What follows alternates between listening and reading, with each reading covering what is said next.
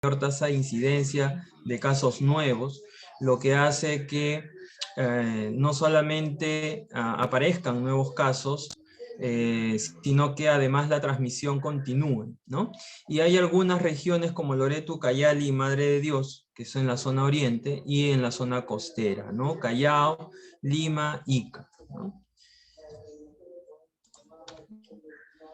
En la actualidad, nuestro enfoque desde la dirección y como país, como Ministerio de Salud, viene estando orientado a un enfoque de riesgo, es decir, no solamente considerar un tema de carga, sino que a su vez considerar el tema de los indicadores, tanto epidemiológicos y programáticos, y dentro de ellos consideramos el promedio porcentual de los contactos menores de 5 años que inician terapia preventiva, ¿no? En relación al total de contactos censados, ¿no? Y vamos a ver que hay algunas regiones que están en muy alto riesgo, no necesariamente por el tema de contactos o terapia preventiva, pero que sí forman parte de este grupo de alto riesgo, Ucayali, Callao, Lima, Loreto, y como vemos son las regiones que están y siguen estando en rojo, ¿no? Pero sin embargo, también se ve reflejado en los indicadores relacionados justamente a la terapia preventiva, ¿no?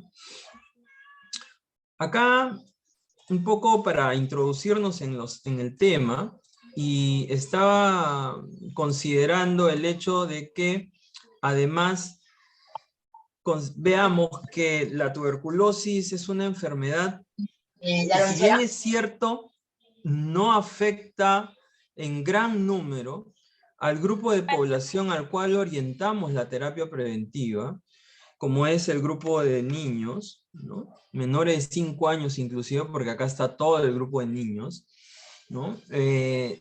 Vemos que esto sucede todos los años, ¿no? Y que el número mayor de personas que se enferman de tuberculosis no son los niños. En realidad los niños son la consecuencia de un caso de tuberculosis en una persona mayor. Y lo que vemos es que el grueso de la población que enferma de tuberculosis son los jóvenes y los adultos, ¿no? Seguidos de los adultos mayores y de los adolescentes. Sin embargo, vamos a ver que aún todavía es un desafío y que estamos asumiéndolo ya, es poder trabajar aspectos preventivos en este grupo que es el que más se enferma de tuberculosis. Si bien es cierto, la COVID ha afectado muchos de nuestros indicadores y sobre todo el tema de diagnóstico, en relación a esto vamos a mencionar que han disminuido también los contactos examinados. Sin embargo, porcentualmente del total de contactos examinados, solamente han disminuido en un 7%, ¿no? O sea, de 87 que estuvimos en el 2018, 88 en el 2019, a un 80.7%. Si bien ha impactado en la disminución de los contactos a ser evaluados, y sabemos por las razones de acceso, por las dificultades que el COVID ha conllevado a la oferta de servicios, sin embargo, los establecimientos han propugnado mantener y sostener porcentualmente estas coberturas de tener contactos examinados. El porcentaje de contactos de menores de 5 años ya entrando a la terapia preventiva, vamos a ver por subsectores del año 2019 y 2020 comparativamente, vamos a ver que el Ministerio de Salud podía llegar a 60.2% con este inicio de terapia preventiva, todavía ni siquiera es el término, inicio, y con un 52.2% decae en el año 2020. Pero menos de eso, incluso menos de la mitad de lo que el Ministerio cobertura, hace de salud, ¿no? Y sabemos las grandes dificultades que salud tiene relacionadas sobre todo a ámbito preventivo. Y eso hace más difícil aún en este grupo de población adscrita a este seguro, en poder lograr obtener una terapia preventiva. Y consideraríamos que es el grupo que, si bien tiene económicamente la posibilidad de tener un seguro social, a pesar de eso los porcentajes son bajísimos, ¿no? Lo otro que vemos es que el porcentaje de contactos por departamentos del año 2019 es muy variable, pero ninguno sobrepasa, miren, el 75%. ¿No? Si bien Lima concentra la mayor carga de contactos, vemos que existen regiones muy por debajo del 20%, ¿no? Y acá estamos viendo Huancavelica, Amazonas, Moquegua, ¿no? Y en el año 2020, ¿no? Sucede muy parecido, no superamos, ¿no? Salvo este uno, que aparentemente llega a un 100% en Tumbes, pero consideraríamos que solo han tenido un contacto en todo un año, menor de 5 años, ¿no? Y al cual ha recibido su terapia preventiva, ¿no? Pero por lo demás, existen regiones como San Martín con 0%, Moquegua con 7.7%, o sea, incluso por debajo del 10%. Entonces, el ámbito preventivo es un tema que representa, sí, en este momento, un gran desafío, un gran desafío.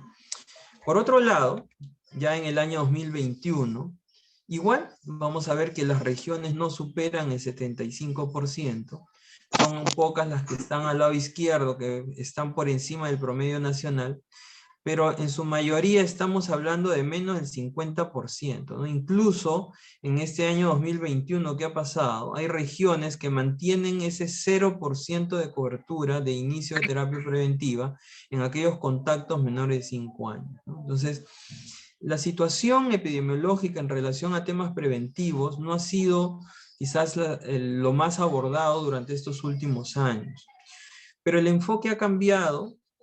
Y ahora la perspectiva está orientada mucho a justamente abordar este tipo de problemas. ¿Por qué? Lo vamos a conversar rápidamente. ¿Por qué? Porque la tuberculosis aún es un problema importante de salud pública a nivel mundial. Se imponen desafíos que hasta la actualidad han venido siendo mucho en mayor proporción orientados a tratamientos, pero solo básicamente para curar enfermos. Pero también en el diagnóstico, porque hay métodos diagnósticos que están permitiendo hacer diagnóstico mucho más preciso y con mayor oportunidad. Pero también es necesario abordar el tema preventivo y por eso la OMS además sacó su guía del ámbito preventivo, donde consolidaba muchos de los aspectos relacionados al aspecto de la terapia preventiva.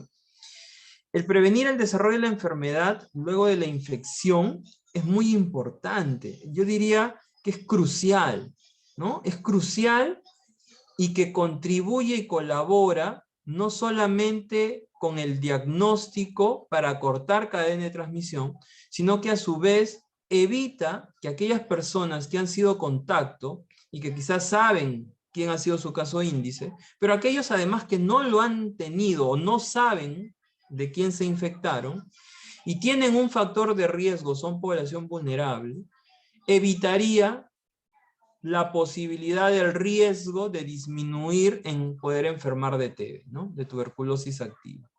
Se estima que la cuarta parte de la población mundial está infectada, pero en el país no hemos hecho un estudio de prevalencia de infección. Entonces es importante que, por ejemplo, al menos todos nuestros pacientes, todos nuestros contactos, sepan su condición de infectado o no, y toda la población vulnerable además. Entonces la tuberculosis tiene 3 pilares de abordaje de la estrategia fin a la TB, y el primer pilar habla sobre la prevención y la atención integral de la TB centrada en el paciente.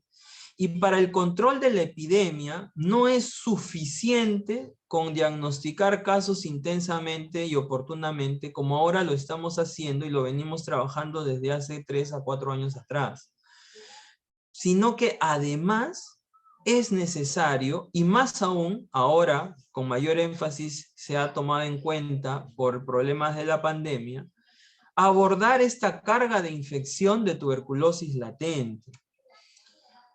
¿Y quiénes tienen más riesgo? Hay un grupo de población, porque no es posible quizás poder darle terapia preventiva a toda la población en general, esté infectada o no, sino que es necesario priorizar frente a los limitados recursos que tenemos y sobre todo con la limitada acceso a la oferta de servicios.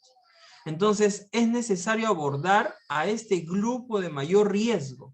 Y la evidencia dice, ¿quiénes tienen más riesgo de enfermar de tuberculosis? Son los pacientes con VIH, ¿no?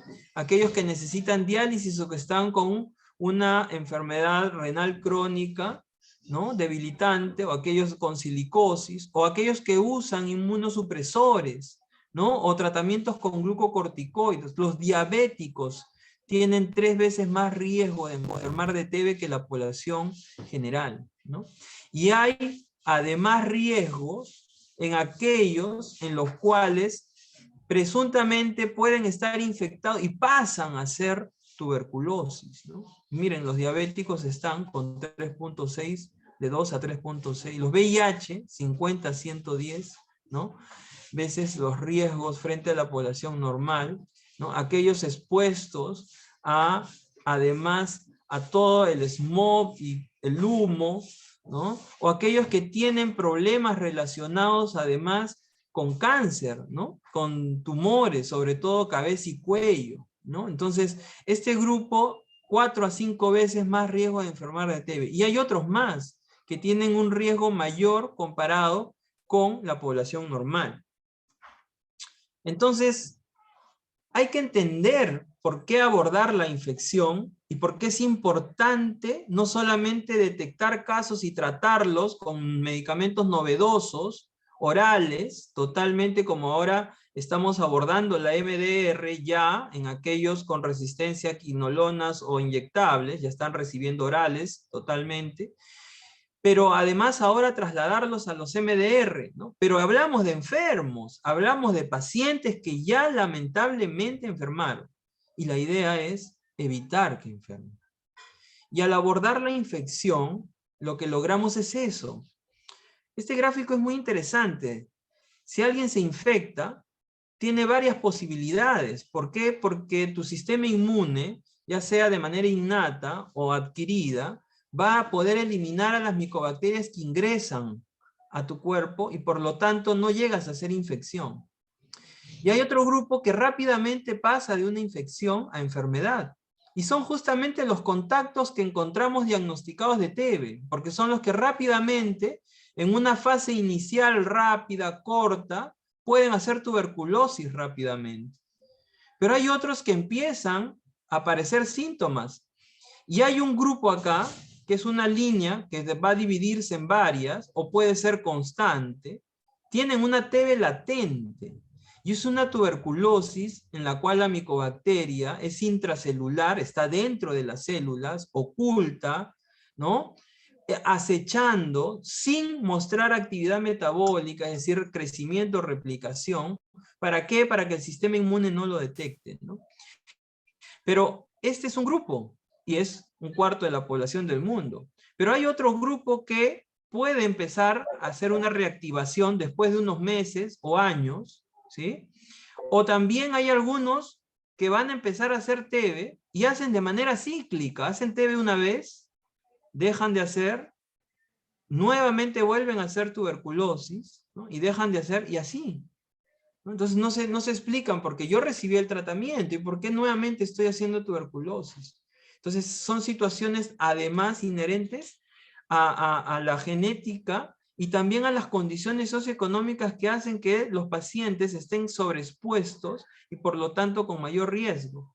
Y hay otro grupo que hace tardíamente, ¿no? Y hablamos que un 5%, lo vamos a ver más adelante, hace tuberculosis al estar infectado en los 2 primeros años de haber estado en contacto con alguien enfermo, ¿no? Y otro 5% en el resto de la vida.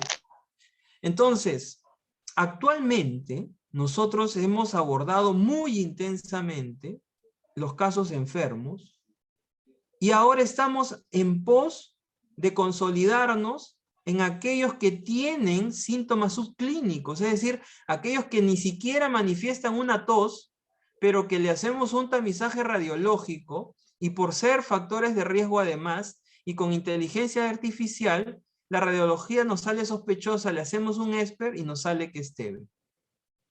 Entonces estamos abordando muy bien esto. Hemos retrocedido un escalón, pero la parte preventiva está más abajo. Por lo tanto, lo que tenemos que comenzar a abordar no solamente es a los enfermos y a aquellos que no tienen síntomas, pero que están enfermos, sino que a los que están en una fase incipiente entre que hacen la enfermedad o se mantiene la infección, y aquellos que tienen la infección latente y constante, ¿no? ¿Para qué? Para lograr que esta flecha no vaya hacia arriba, sino vaya hacia abajo y eliminemos la tuberculosis. Miren, eliminemos la tuberculosis. ¿En quiénes? En los que tenían TB latente, en los que estaban infectados, en los que estaban con TB incipiente, ¿no? Y no lleguen a ser tuberculosis. Porque ahorita abordamos mucho la enfermedad, pero poco la infección. Y en eso ya desde la dirección estamos impulsando y vamos a trabajar justamente este desafío. Y acá nuevamente, ¿no? El subclínico y el enfermo. Aquí, antes solamente abordábamos al enfermo, sintomático respiratorio, cuando ya estaba expulsando micobacterias y cuando ya la infección se dispersa por toda la población. Pero ahora hemos dado un paso hacia atrás. El ESPER nos ayuda, los tamizajes radiológicos con además apoyo del ESPER permiten hacer diagnóstico en enfermedades subclínicas, es decir, no tienen síntomas, pero los diagnosticamos de TB.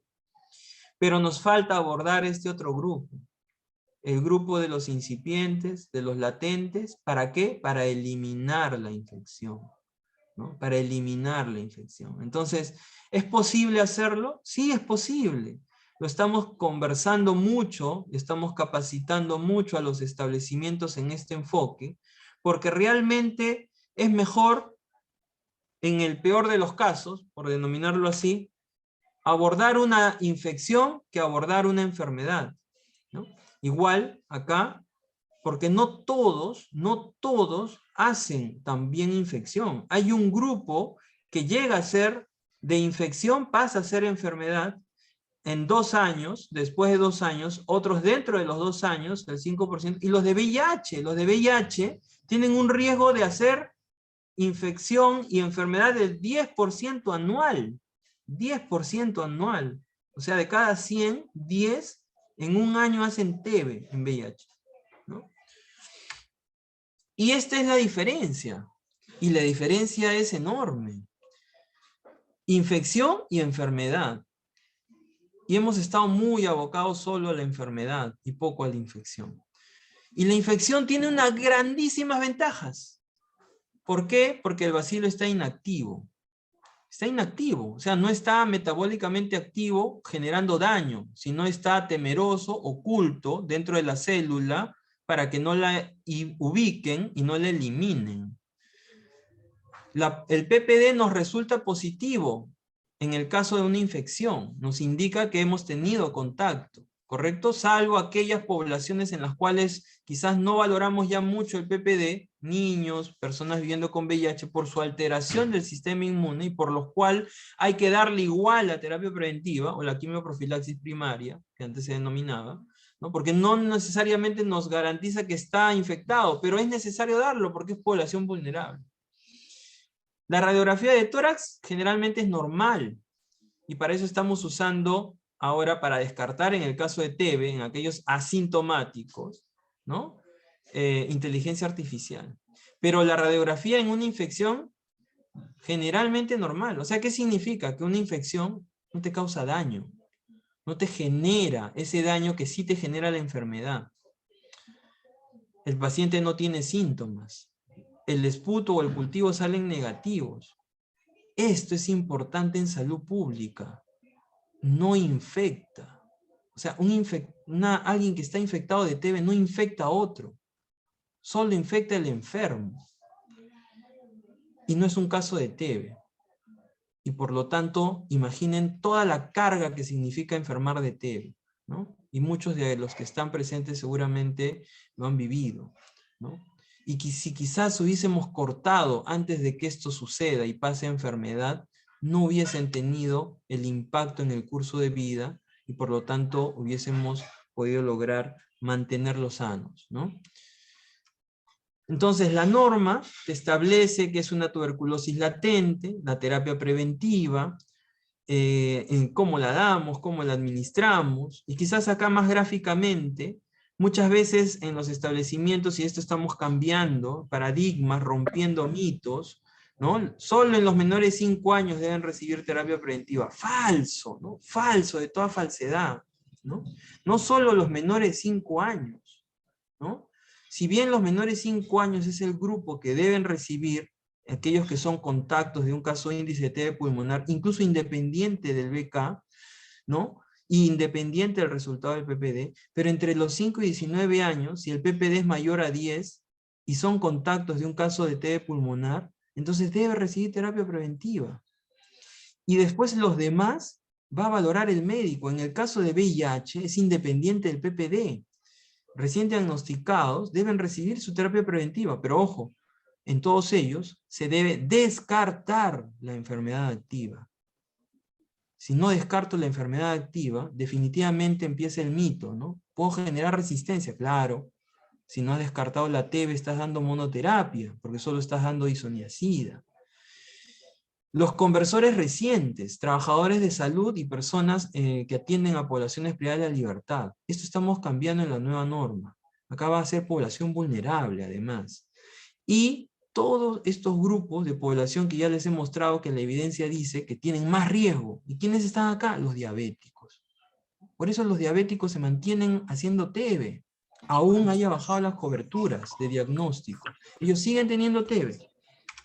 Y ya para acabar, porque creo que estoy en el límite de tiempo, la terapia preventiva tiene una eficacia entre el 60% y 90%. O sea, es importante su eficacia. Ayuda a eliminar la infección. Sin embargo, sí es necesario sopesar el beneficio versus el riesgo potencial de eventos adversos, sobre todo en aquellas personas que tienen problemas hepáticos y que pueden generar una reacción medicamentosa. Pero para eso se hace un control previo, una buena evaluación, y los pacientes pueden iniciar y terminar tranquilamente su terapia preventiva. Y nos evitamos, y le evitamos a la población el enfermar de tuberculosis, ¿no? Entonces, cuando las personas infectadas tienen más riesgo de progresión a una enfermedad activa, y esto excede, ese riesgo excede, ¿no?, a la población general, los beneficios definitivamente son mayores, ¿no?, que los perjuicios. Entonces, son varios los desafíos. Esto es la terapia preventiva. Actualmente, la terapia preventiva se da con isoniazida, ¿no? 6 meses de tratamiento para los PBBs, ¿no? En general, la terapia preventiva la damos también 6 meses, ¿no? Para 15 años o menores de 15 años, indistinto de, aquellos que no tienen VIH, pero ahora los que tienen VIH además, la norma decía 12, en la norma de coinfección TB-VIH bajamos a 9, pero ahora la norma de VIH ya está más actualizada, la del 2020, habla de 6 meses, ¿no? Entonces, y que ahora en nuestra norma también va a estar así, en la actualizada. Entonces, por eso el asterisco, ¿sí? Pero ahora no solamente tenemos la alternativa isoniazida, sino tenemos isoniazida más rifampicina por 3 meses, nada más. Rifampicina sola por 4 meses, y esto generalmente para PBBs, personas viviendo con VIH, pero estamos ampliándola al resto de la población. Y además, ya tenemos la autorización de uso para rifapentina, que seguramente el doctor Francisco en estos esquemas acortados va a hablar un poco más en detalle, pero estamos en PBB inicialmente y además ya estamos impulsando el que también se incluya niños. ¿Y por qué no? Ojalá más adelante ya tengamos la posibilidad de ampliarlo al resto de la población. ¿Por qué no a esta población vulnerable, que lo requeriría y que nos ayudaría enormemente a evitar que ellos se enfermen de TB? Entonces, la terapia preventiva es importante por el alto impacto que tiene en el beneficio de la salud pública y el curso de vida de la persona individualmente hablando. Permite prevenir enfermedad, ¿no? La infección asintomática, ¿no?, reciente, es aquella infección reciente y que pasa a ser enfermedad. Evitamos ese paso, reducimos el riesgo de esa progresión, y además las manifestaciones clínicas, ¿no?, que muchas veces pueden pasar inadvertidos. ¿Se acuerdan esa enfermedad subclínica? Bueno, ya estamos abordándola con los tamizajes sistematizados de radiología y biología molecular. Pero es importante, y con esto termino, qué desafíos tenemos. Y que ya, valientemente, porque es nuestra responsabilidad además, pero de la mano con ustedes, con la población, vamos a abordar estos desafíos. Primero que hay que cerrar la brecha de cobertura de terapia preventiva. No solo pensar en el inicio, que también estamos súper bajos, sino que además debemos terminarlo. Y en aquellos menores de 5 años. Porque me podrían decir, si en los menores de 5 años no llegamos ni al 50%, ¿cómo espera llegar al resto de la población a más? Entonces ahí tenemos que comenzar a trabajar, ¿no? Pero el resto de la población es el que más enferma, incluso más que los menores de 5 años. Impulsar la cobertura de terapia preventiva en el grupo que más enferma. ¿Quiénes son? Los jóvenes y adultos, ¿no? Priorizando sobre todo, porque no le puedo dar terapia preventiva a todo el mundo, sino que tengo que priorizar de acuerdo a mi posibilidad de capacidad de oferta. ¿Quiénes? Población vulnerable y de riesgo, además de nuestros niños, adolescentes y adultos mayores que están en ese grupo. Contar con esquemas de terapia preventiva alternativos cada vez más cortos. Ya tenemos algunos que han bajado de 6 a 3 o 4 meses, que sean amigables y adherentes. Y ya tenemos la introducción de rifapentina con isoniazida semanal por 12 semanas, ¿no? Que inicialmente en PBB niños, pero es necesario ampliarlo a grupos más poblacionales, a otros grupos de riesgo. Contar con esta terapia preventiva frente a TB resistente. Ese es un grupo que también está lamentablemente en el mundo, no hay, pero nosotros, gracias a la REPETUB, que ha trabajado la guía de práctica clínica de TB pediátrica, que ahí está en la puerta del horno, esperando que salga la norma para poder aprobarse, ¿no? Van a recibir levofloxacino, los contactos de TB MDR en niños. Fortalecer el enfoque de riesgo que ahora estamos teniendo. ¿Para qué? Para atenuarlo, disminuirlo, eliminarlo. Hay que tratar la condición de infectado y que no pase, y que evitar que no pase, evitar que no pase a ser enfermedad activa. Y esto de los dos lados, no solamente de la oferta de servicios, es decir, del personal de salud, no solamente es responsable el personal, sino que además estos espacios son importantes para que la población también capte la perspectiva, entienda lo que queremos trabajar y nos apoye, ¿no? En el cumplimiento, incluso hasta en la exigencia de su terapia preventiva. Fortalecer la aplicación del PPD en todos los contactos, ¿no? Porque a veces no lo hacemos, que no tienen registro de su condición de infección, porque es necesario saberla. Si yo no estoy infectado y he tenido un contacto, he sido contacto de un caso índice, dentro de los 2 años puedo ser un conversor reciente y por lo tanto tengo más riesgo de enfermarme de TB que la población que sí salió positiva en el PPD, ¿no? El uso de la radiología como una posibilidad de seguimiento, ¿no? Han habido estudios que han mostrado cambios en la radiología, pero mínimos y son muy precisos, ¿no? En temas de adenopatías, pero muy pequeñas, ¿no? Que muestran que cambió una vez que tomaron la terapia y la terminaron, ¿no? La terapia preventiva. Hubo otro marcador que todavía no aparece y que nos gustaría que pudiera aparecer para ese seguimiento. Y finalmente el cambio de paradigma, el enfoque y el abordaje que complemente al diagnóstico, que estamos avanzando muy bien y que hemos sido muy fuertes, y, muy empoderados, pero que ahora requerimos además trabajar por la parte preventiva. Eso sería todo de mi parte. Muchísimas gracias. Gracias, doctor Henry, por la presentación, la información brindada. Le pediríamos que nos acompañe con las siguientes exposiciones para realizar las preguntas al final, por favor, porque tenemos algunas consultas también. Y de paso también pedirle que nos pueda compartir la presentación, que tiene información interesante y que nos ayuda también a nuestro trabajo como observatorio. A continuación, presentarles al doctor Wilfredo Vargas. El doctor Wilfredo Vargas, creo que ya la mayoría lo conoce, él es médico de profesión, consultor en tuberculosis y también es miembro del Observatorio Social de Tuberculosis Obsérvate de Perú. Doctor Wilfredo, le doy el pase para su presentación. Él nos va a hablar sobre lo que es terapia preventiva en el ámbito de la atención primaria de salud en nuestro país. Buenas noches. Voy a compartir mi pantalla. ¿Me avisan? De acuerdo. ¿Se ve bien? Sí, sí se puede ver. Sí, doctor. ¿Ahora todo? Sí, sí se puede ver. Adelante. Ok. Muy buenas noches a todos los asistentes y organizadores de este conversatorio, de este tema tan importante que ya el doctor Henry Hernández lo ha destacado. Mi agradecimiento al comité organizador por la invitación, más que todo para conversar y compartir algunas experiencias desde el primer nivel de atención.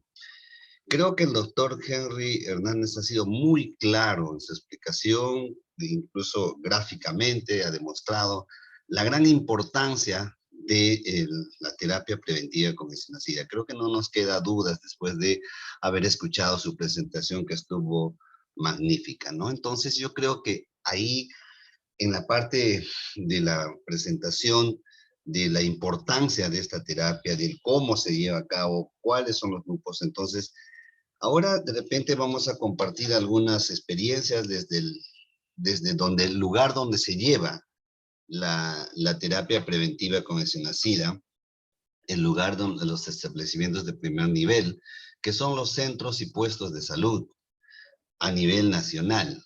Según la norma establecen algunas pautas que ahora lo vamos a ver, y es casi en el 96-97% que los establecimientos del primer nivel, centros y puestos de salud, que lleva este manejo o esta supervisión de la terapia preventiva con isoniazida.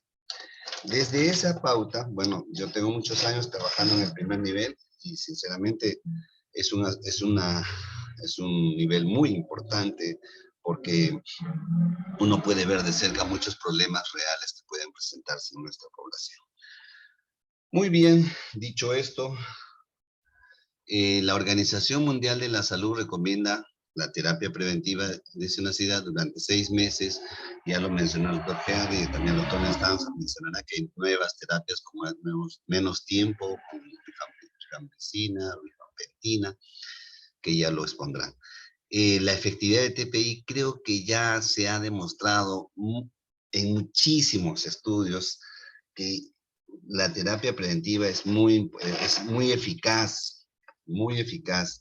Y creo que nosotros tenemos un problema ahí. Nosotros tenemos un problema, todos, digo, toda la población y también incluir el personal de salud, que a veces le damos mucha importancia, como más o menos lo quiso hacer entender el doctor Henry Hernández, de que le damos ya más importancia a la enfermedad. No, yo no digo que no debemos dar, corresponde. Sin embargo, debemos enfatizar más nuestra atención en la prevención. Tenemos que prevenir. ¿Por qué la gente, por qué la población, por qué el personal de salud en muchos espacios no le da la importancia? ¿Por qué no le damos estas? Porque es una cultura que se nos ha desarrollado durante muchísimos años que venimos de atrás. Siempre yo pongo el ejemplo, ¿no? El ejemplo de que viene una paciente y le digo, a ver, ¿qué molestia? ¿En qué le puedo atender? Sí, me duele mi garganta, ya veo, hay unas placas de pus y le doy su antibiótico, incluso me pide inyecciones, y le digo, de repente no es necesario, o con pastilla, o bueno, también inyecciones, pero en 2, 3 días ya, el paciente está tranquilo. Doctor, ya me sané, contenta o contento. Pero cuando hablas de prevención, como que no ves los resultados a corto plazo y la gente no le da la importancia. Por eso es que no tiene mucha énfasis a todos los niveles. En términos coloquiales, podría decirse de como que la prevención no vende. En cambio, la atención de la enfermedad sí vende. ¿Por qué? Porque lo ves a los días, o a las semanas, o en TBC a los meses, o en las diferentes enfermedades.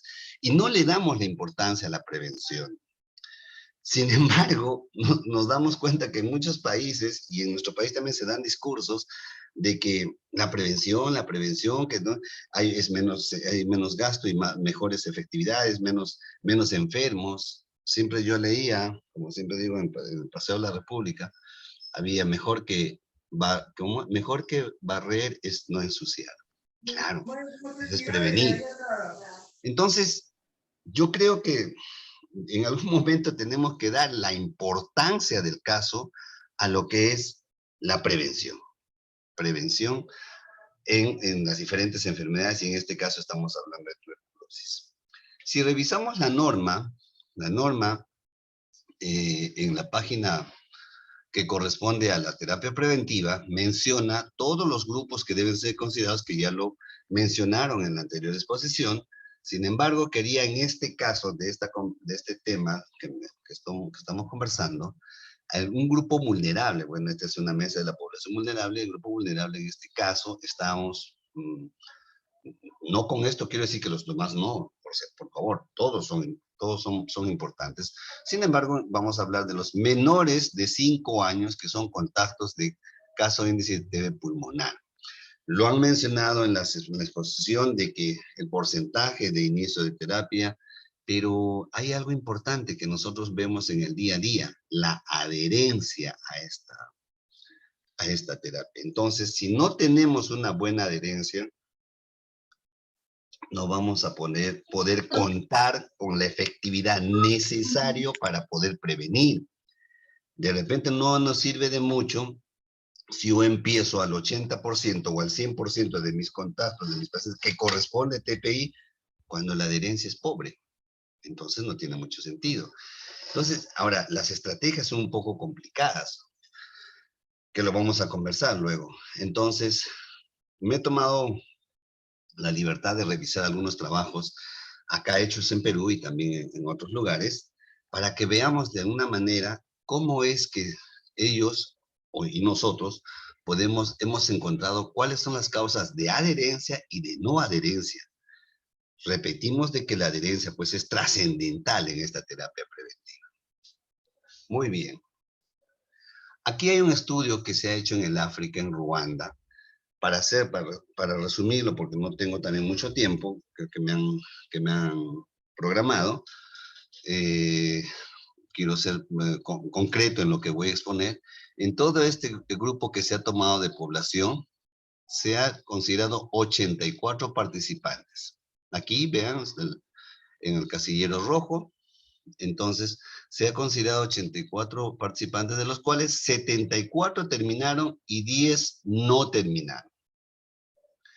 Es decir, se cumplió la terapia preventiva en un 88% y en un 12% no se cumplió.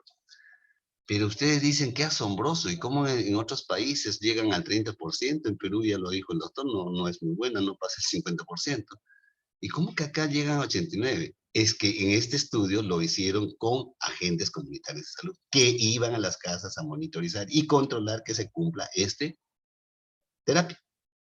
Con ese seguimiento que se hacen con los promotores, con lo que llamamos promotores a los agentes comunitarios de salud, hay un alto cumplimiento.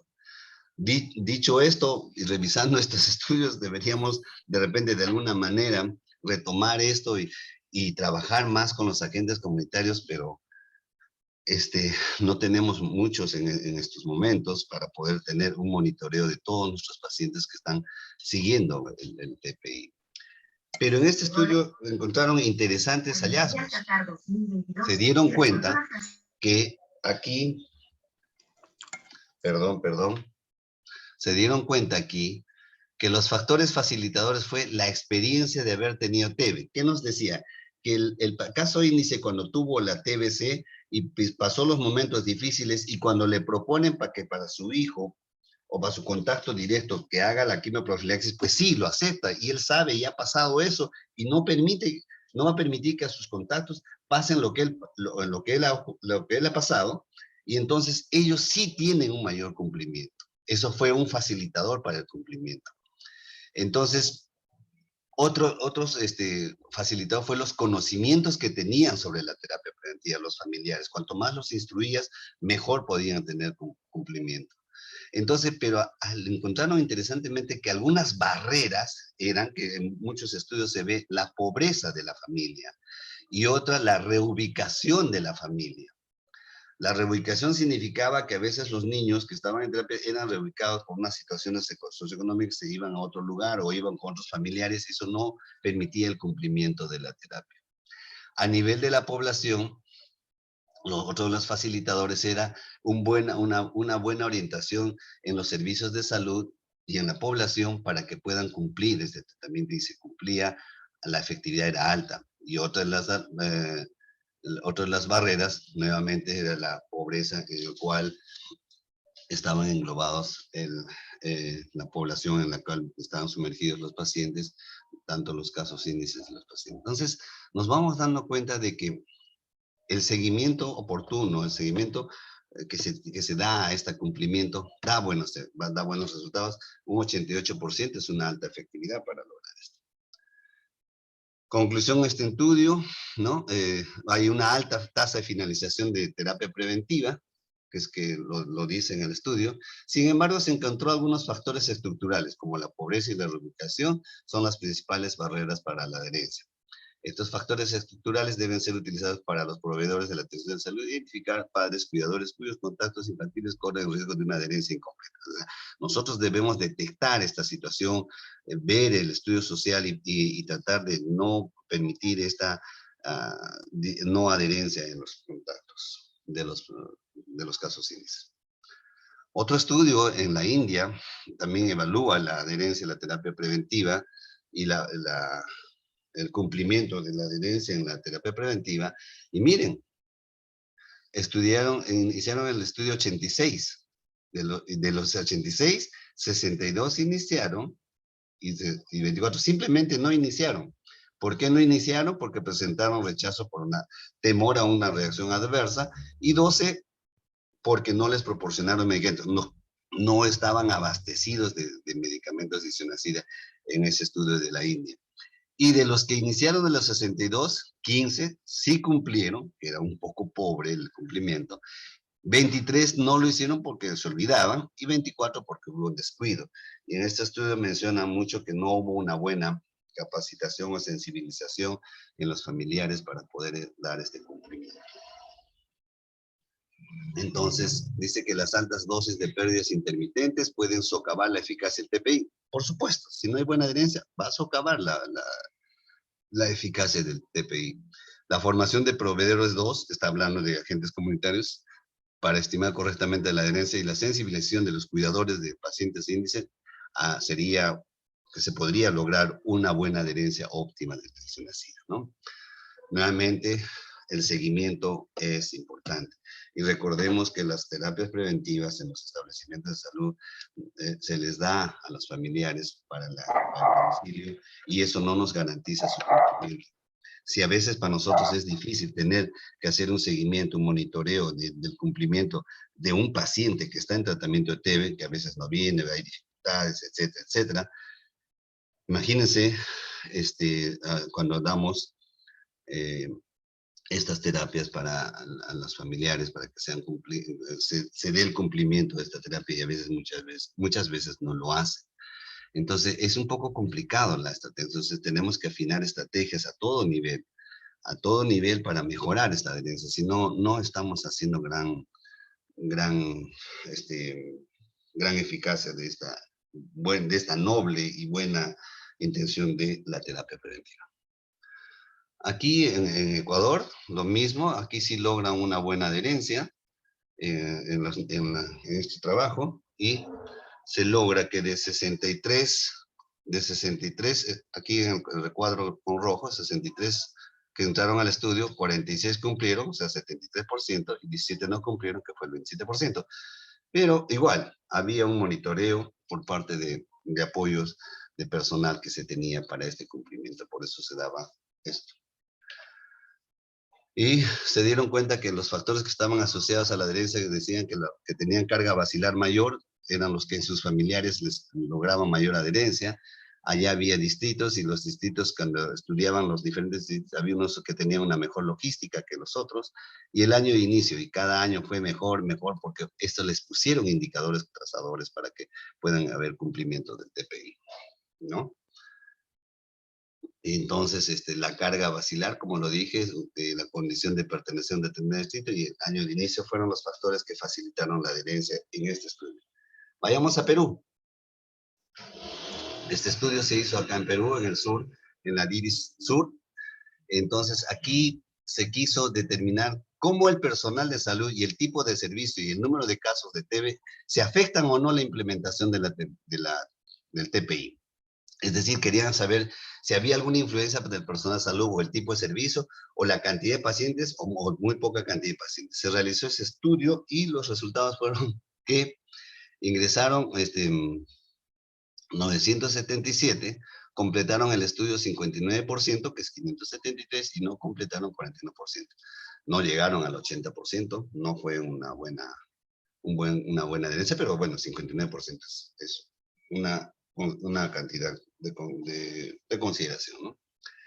Pero la conclusión fue de que no hubo diferencias significativas en la finalización del cumplimiento del TPI en función de que si los centros de salud tenían más médicos, o tenían más enfermeras, o menos enfermeras, o los servicios eran más integrales, o una cantidad que si era mayor o menor, no tenía mucha significancia en el cumplimiento del TPI. Pues lógico, porque el TPI para el cumplimiento lo hace el familiar en casa, y eso lo sabemos todos. Bueno, encuentran que la dotación de personal y la capacidad de los centros de salud no estaban asociados a los indicadores del TPI. Eso fue en DIRISUR. Tenemos otro estudio, es el último estudio que traje aquí, que también se hizo en la DIRISUR, y era determinar el número de contactos cercanos en el hogar que fueron evaluados para comenzar TPI, y que lo completaron, o sea, que estaban viendo la adherencia, y entonces los resultados fueron interesantes en la DIRISUR. Miren, en los menores de 5 años, 31% de cumplimiento de la adherencia. En los de 5 a 19 años, 32%. Y en los mayores de 19 a 33, no son muy cifras óptimas. Esto está ahí de un estudio que está en las páginas de internet. Miren, en la primera semana, todos recogían. La semana 2, 4, iban bajando, que la semana 24, que más o menos era aproximadamente a los 6 meses, casi ni el 25% continuaba recogiendo las pastillas para sus hijos. Una cosa es que les entregues a los pacientes, y otra cosa es si lo cumplirán o no. Entonces, eso es una parte que hay que trabajar muy fuerte en la población, con los agentes comunitarios, con el personal de salud, sensibilizar, explicar a la persona, a la familia, o el papá, mamá, o el caso de índice que va a apoyar a su contacto con el TPI, la gran importancia de la terapia preventiva. El por qué se está dando esto y para qué se está dando. Y cuando ya está demostrado que cuando hacen una buena explicación, la adherencia es mayor. Entonces, encontraron factores relacionados al contacto.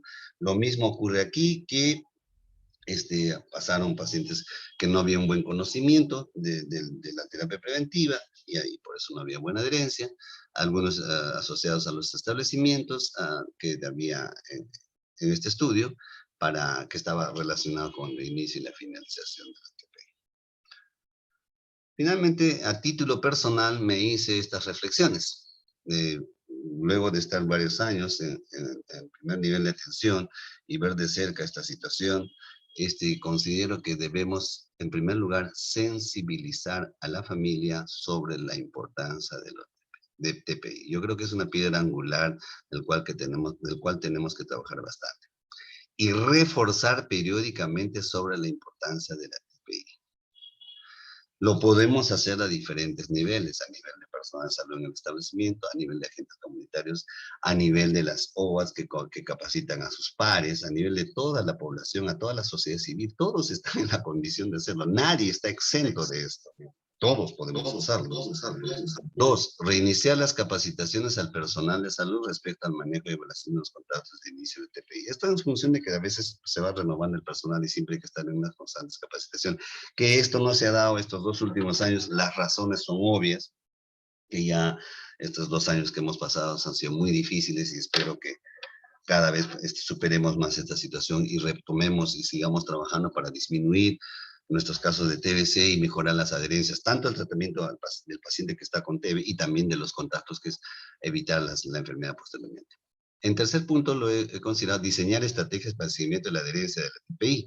Por ejemplo, el BOTS, en anteriores oportunidades había conversado con la población del BOTS, es la terapia, tratamiento por video observación por celular. No solamente excusas.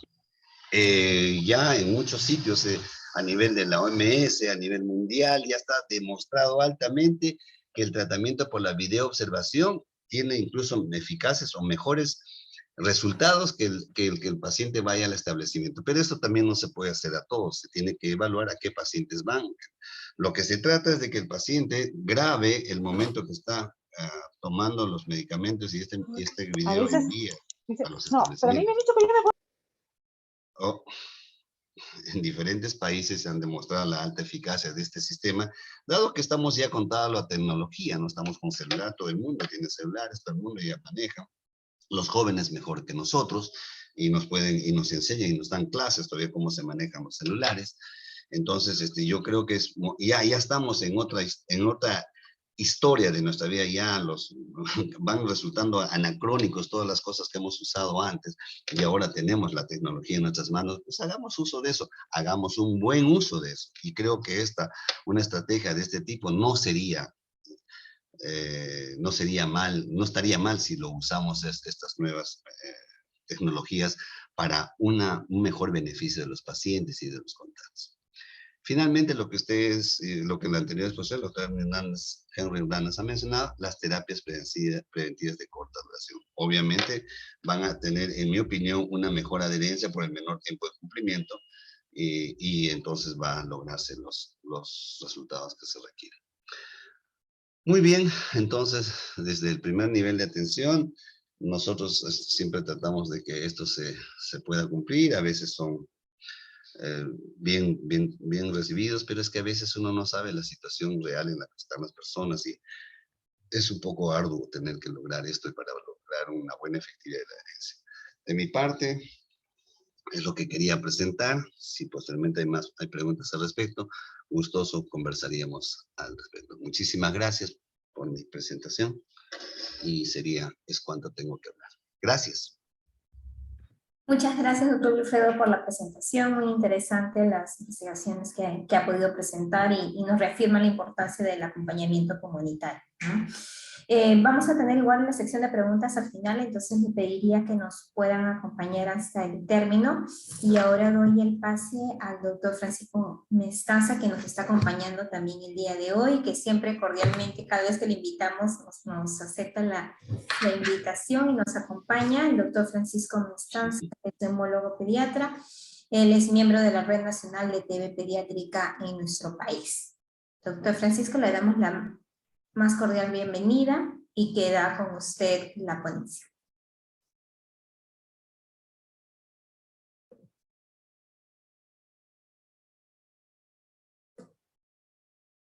Doctor Francisco, no le podemos escuchar, no sé si. ¿Ahora sí? Ahora sí. ¿Ahora? Sí, gracias. Ya, ok. Buenas noches con todos. Es un gusto nuevamente participar en un evento como el que ustedes están organizando. El tema que voy a hablarles es acerca de los esquemas acortados de tratamientos preventivos. Yo por lo que veo, les han hecho ya una introducción general a lo que es la terapia preventiva.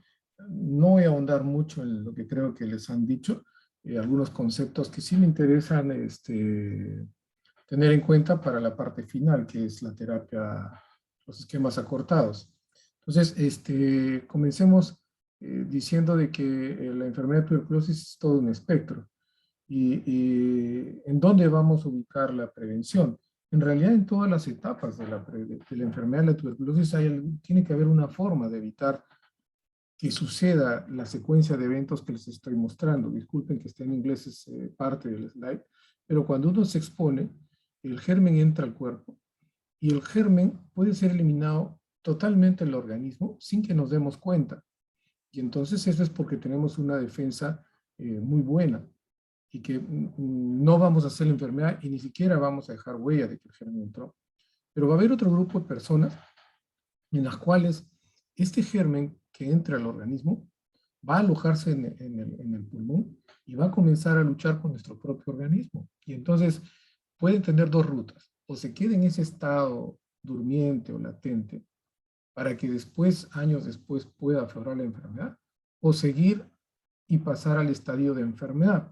Una enfermedad inicialmente subclínica, le llamamos, con pocos síntomas, y finalmente una enfermedad muy sintomática, muy agresiva, en la que puede terminar en la muerte. Entonces, tenemos un espectro de enfermedad, una secuencia de eventos en los cuales, desde que uno se expone hasta que uno muere con esta enfermedad. Entonces, esta enfermedad, como ustedes saben, es una enfermedad muy contagiosa, así como el COVID, pero a la vez es una enfermedad que se puede prevenir y tratar, si es que lo diagnosticamos a tiempo. Entonces, no vamos a hablar de la parte de tratamiento, vamos a hablar de la parte de prevención. Entonces, pero tengamos en cuenta que el 5 a 10% de los infectados van a desarrollar la enfermedad activa a lo largo de su vida entre los 5 primeros años después de haber sido infectado. Ese es un dato muy importante. Porque entonces, ¿quiénes son los que van a enfermarse todos? No, estoy diciendo el 5 a 10%. Pero este 5 a 10%, ¿quiénes son? Y ahí vamos a ver la población que más se afecta. Entonces, hay que identificar a las personas de mayor riesgo. Este es un poco para que más o menos vean la proporción de los enfermos versus los que están infectados. Y este es el clásico iceberg donde nosotros vemos que lo que más nos impacta es el grupo de enfermos, en los cuales, digamos, están los TB sensibles, TB-MDR, los XDR, pero también está el gran grupo de infectados. Y eso quiero que lo tengan en cuenta. Infectados son aquellos que tienen el germen, pero que no están haciendo enfermedad, pero que en el futuro pueden hacerlo. Entonces, esta población es la que en el futuro va a contribuir a que siempre tengamos tuberculosis. Entonces, el pensamiento actual no es solo tratar a los enfermos, sino evitar que aparezcan nuevos enfermos. Y el evitar que aparezcan nuevos enfermos, a eso le llamamos prevención. Entonces, una de las formas lógicas de prevenir es curar a los que ahorita están enfermos. Otra forma de prevenir es cuidando a los que ellos nos contagian. Es decir, las medidas de protección personal que hemos aprendido muy bien con el COVID. El uso de mascarillas, distanciamiento, ventilación. Es las mismas que los podemos utilizar para tuberculosis. Es más, si ustedes comparan el tamaño del virus versus la bacteria, que el micobacterio, el virus es mucho más pequeño. Y por lo tanto podrían pasar más fácil por nuestras mascarillas. Por lo tanto, el uso de nuestras mascarillas N95 nos protege mucho más contra el virus que contra el virus del COVID. Entonces, esas son medidas preventivas también. Pero viene la otra medida preventiva que va a ser el tratamiento al cual me voy a referir. Entonces, aquí entonces en el iceberg, en la parte que está sumergida, la gran parte lo conforman los infectados y los otros grupos de personas que están mencionados. Entonces, un primer grupo, y creo que es el que ustedes me conocen cuando hablo acerca de la población pediátrica, los niños. Fíjense acá abajo el riesgo de desarrollar enfermedad luego de haber sido infectados, ¿no? Entonces, esto es en la edad antes de haber iniciado la terapia preventiva con isoniazida. ¿Y qué se ve? Fíjense ustedes, si nosotros tenemos un niño menor de 1 año, el riesgo de que desarrolle una enfermedad pulmonar es de 30 a 40%. Es decir, 3 o 4 de 10 personas menores de 1 año que se infectan hacen enfermedad, sobre todo en los 2 primeros años de haber sido contagiado. Y la enfermedad, el riesgo de hacer enfermedad diseminada, es decir, meningitis, o TB miliar, o enfermedad en el resto del cuerpo, es de 10 a 20%. Y conforme vamos creciendo, disminuye un poco, de 1 a 2 años, de 10 a 20, de 2 a 5, cuando es enfermedad diseminada, baja para que después vuelva a aparecer el riesgo de enfermedad pulmonar en la adolescencia y se mantenga constante en la adultez, ¿no? Pero el mayor riesgo de enfermedad más grave lo tenemos en. Entonces, esta es una población, y por eso es que los menores de 5 años se considera prioridad en la terapia preventiva. Ojo, prioridad, pero no significa que el resto de la población no lo sea. Entonces tenemos que pensar en globo, en cifras totales. Pero los de más riesgo para hacer enfermedad y enfermedad más grave son los menores de 5 años. Y esta es otra slide en la cual, ¿qué factores asociados? Ya lo han explicado en las anteriores exposiciones, seguro, pero existen factores de riesgo que hacen de que la enfermedad se desarrolle más fácil que en otras personas. Por ejemplo, aquellas personas que están en un contacto cercano de un paciente contagiante, sea cual sea la edad o la condición, van a tener un riesgo alto. Aquellos que tienen aquellas personas que han migrado, por ejemplo, los venezolanos que han venido a nuestro país, ya el hecho de haber migrado de país en país desde Venezuela hasta acá, tiene un alto riesgo, ¿no? Hace poco nosotros hemos hospitalizado, desgraciadamente, un niño de 6 meses que nació, que vino con sus padres desde Venezuela, y acá en el Perú, a los 6 meses le diagnosticamos TB pulmonar. El tener una radiografía con anomalías filonodulares, una radiografía patológica, basada en otras comorbilidades, como tener un alto riesgo, el ser infectado con VIH, miren, de 80 a 10%, a 110 el riesgo de desarrollar enfermedad. El ser menor de 2 a 3 años, ya lo mencioné, enfermedades renales crónicas. En menores riesgos ya están los otros, ¿no? Como a veces también recibir glucocorticoides, corticoides vía oral, el diabético, pobremente controlado, el fumar, ¿no? Eso ya condiciona que aparezcan el mayor riesgo de hacer enfermedad en el futuro. Es un poco recordar la estadística, no voy a ahondar en esto, era un poco para jalar la cantidad de enfermos que nosotros tenemos de TB activa, y de los cuales más o menos el 10% que era en el 2003 ha bajado al 8% de la población pediátrica. Eso es algo muy importante, pero de este grupo, ¿cuáles son los más afectados en esta enfermedad grave? Como se ha mencionado, los de menores de 5 años, ¿no? Entonces, no olvidemos de que no solo tenemos TB sensibles, sino tenemos tuberculosis MDR, que es resistente a isoniazida rifampicina, los monoresistentes a isoniazida, los monoresistentes a rifampicina y los XDR. Aquí no solamente enfermos, sino también hay infectados de cada una de estas opciones. Entonces, en la prevención, usualmente la mayor parte de las veces hablamos de TB sensible. No debemos de dejar de pensar en el resto, porque en la actualidad ya hay propuestas de tratamientos preventivos, y al cual nosotros, como la Red Peruana de Tuberculosis, ya hemos sugerido y estamos a la espera que en algún momento nos aprueben la norma actual, con la cual incluyamos estos nuevos esquemas. Esto es un poco repetir lo que de repente el doctor Vargas les comentó, como en el informe, según los informes operacionales o el SISTB, cómo tenemos baja el inicio de terapia preventiva, este es hasta el 2020, ¿no? De los pacientes con TPI.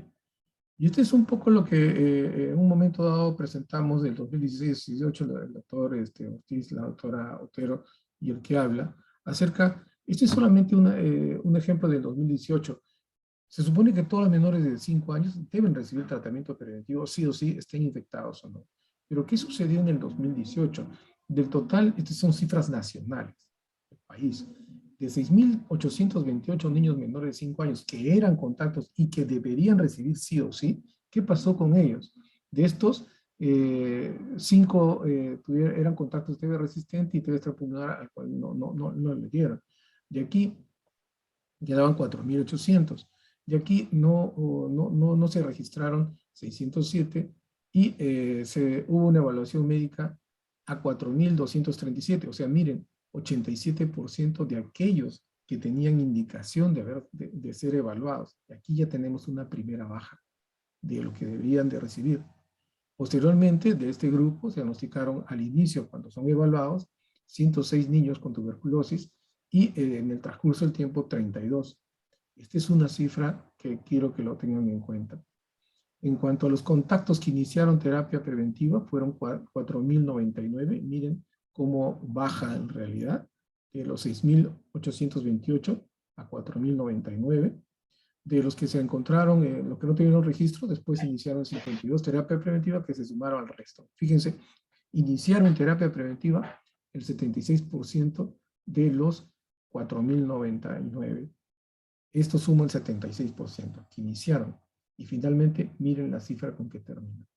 Recalco lo que el doctor Vargas mencionó anteriormente, 32% de los que iniciaron terminaron. Esa es una cifra muy lamentable. Y acá tiene que involucrarse a toda la comunidad. No solo es el problema del paciente por sus múltiples problemas o aspectos sociales, éticos, religiosos, todo lo que ustedes quieran, no solo involucra a los médicos, al personal de enfermería, al personal técnico, sino debe involucrar a la comunidad. Yo siempre lo he dicho y lo he remarcado que la tuberculosis no es una enfermedad del paciente, es una enfermedad familiar. Y yo diría es una enfermedad de la comunidad. Y si no enfrentamos como comunidad esta enfermedad, nunca la vamos a erradicar. Entonces, esto es algo que debemos de todos, que todos debemos participar en solucionar este gravísimo problema, que lo vamos a ver en el futuro, que estos niños que no recibieron terapia preventiva van a ser probablemente enfermos en el futuro. Entonces, miren, del total de todos los niños protegidos, 21%, imagínense. Este es un ejemplo de lo que les estoy. Y esto es lo que mencionó también el doctor Vargas.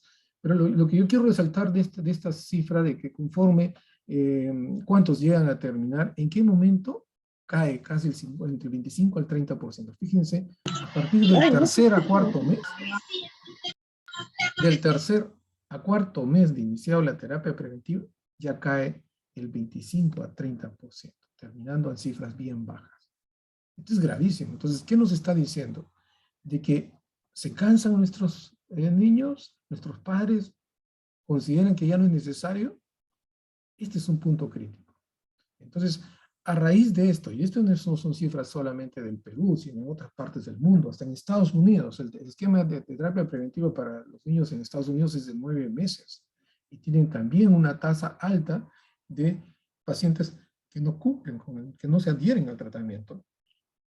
Y esto ha hecho que en el mundo surja el concepto nuevo de por qué no dar un tratamiento equivalente a los 9 meses, a los 6 meses que nosotros utilizamos con drogas que son similares a las que nosotros usamos diariamente para el tratamiento de la TB y que puedan dar un beneficio usándolo en menos tiempo y quizás en menos cantidades. Entonces, estoy justificando lo que viene después. Antes, un poco para desarrollar lo que sucedía en la era antes del siglo pasado. Normalmente cuando teníamos, antes del 2004, en la década de 1900, y no había vacuna a la BCG, teníamos una gran cantidad de enfermos con TB miliar y TB pulmonar. Fíjense las edades de 0,1 y 1,2. Pero ¿qué sucede cuando aparece la vacuna a la BCG? Que es otra forma muy importante de prevenir, y que eso nos deberíamos de tener bien presente.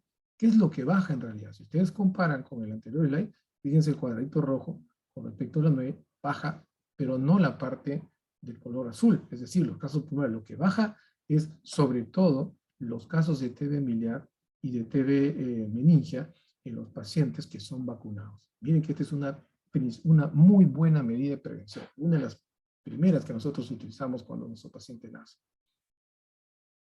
Y conforme pasa el tiempo, y si le damos alta cobertura de BCG y estudios de contacto, y ojo, terapia preventiva, baja todo. Entonces, esto es muy importante. Pero hasta el 2004, el concepto era tratar y evitar más enfermos. El concepto de ahora es erradicar la enfermedad, fin de la tuberculosis. Y a eso tenemos que ir. No solo tenemos que buscar tratar a los enfermos, sino ahora yo diría tratar a los infectados y evitar que el resto se enferme. Entonces la prevención debe ser global. Este es lo que se publicó en el Congreso Mundial de Tuberculosis. Fíjense, este dato, esta tabla de aquí, del lado derecho, es sumamente importante. Que todos me gustaría que lo tengan en cuenta.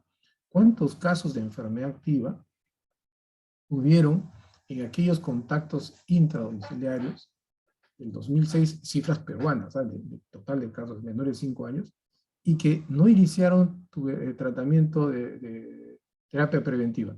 60 de 2.388 en el 2006, 60 se enfermaron, y en el 2018, 121 de 1.600, 7.3%. Fíjense, eso es un dato importantísimo si es que no damos terapia preventiva. Ahora, si iniciamos la terapia preventiva y no completan, miren, 1.8, 61 de 3.490, y para el 2018, 135 de 3.138.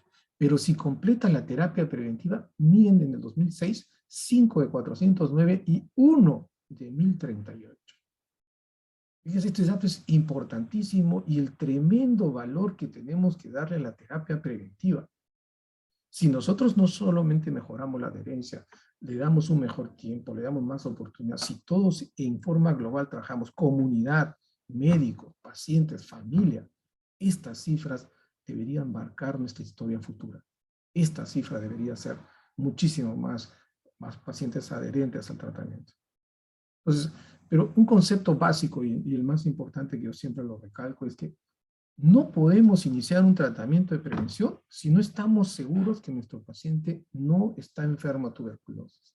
No podemos iniciar terapia por iniciar porque ya tenemos un enfermo y entonces tenemos un niñito de 1 año y tenemos la presión de los papás que tenemos que darle algo para ver. No, acá tenemos que tomar las cosas con calma.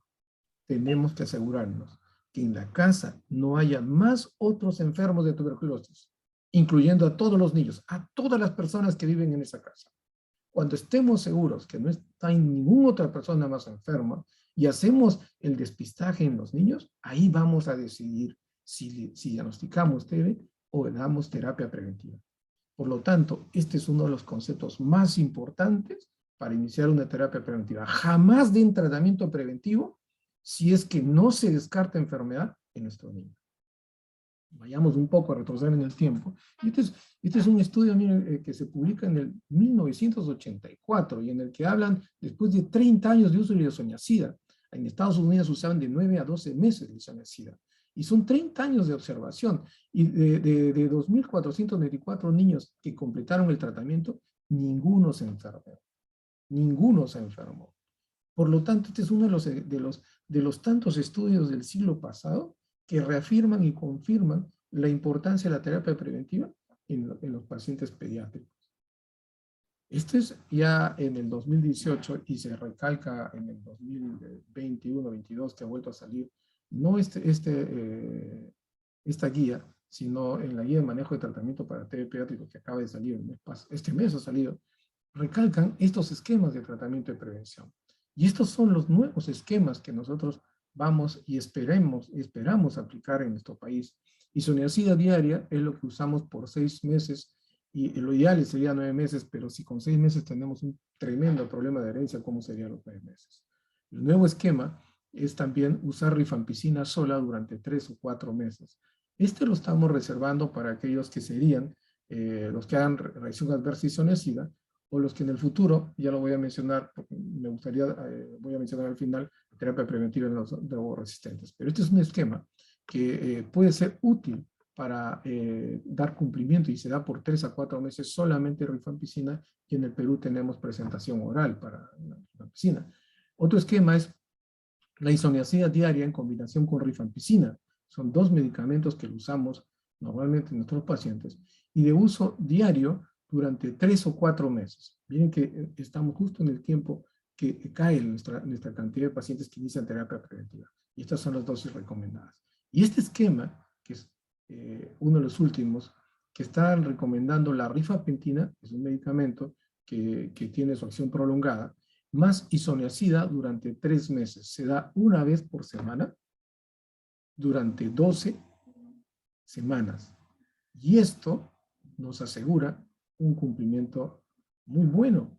Entonces, comparado con los otros. Entonces, si bien es cierto, todavía los estudios no son tan amplios como los que nos hubiésemos esperado, pero los estudios que hasta ahora salen son concluyentes de que estos 3 esquemas de tratamiento son muy buenos y tan comparables como la isoniazida, como se los voy a mostrar a continuación.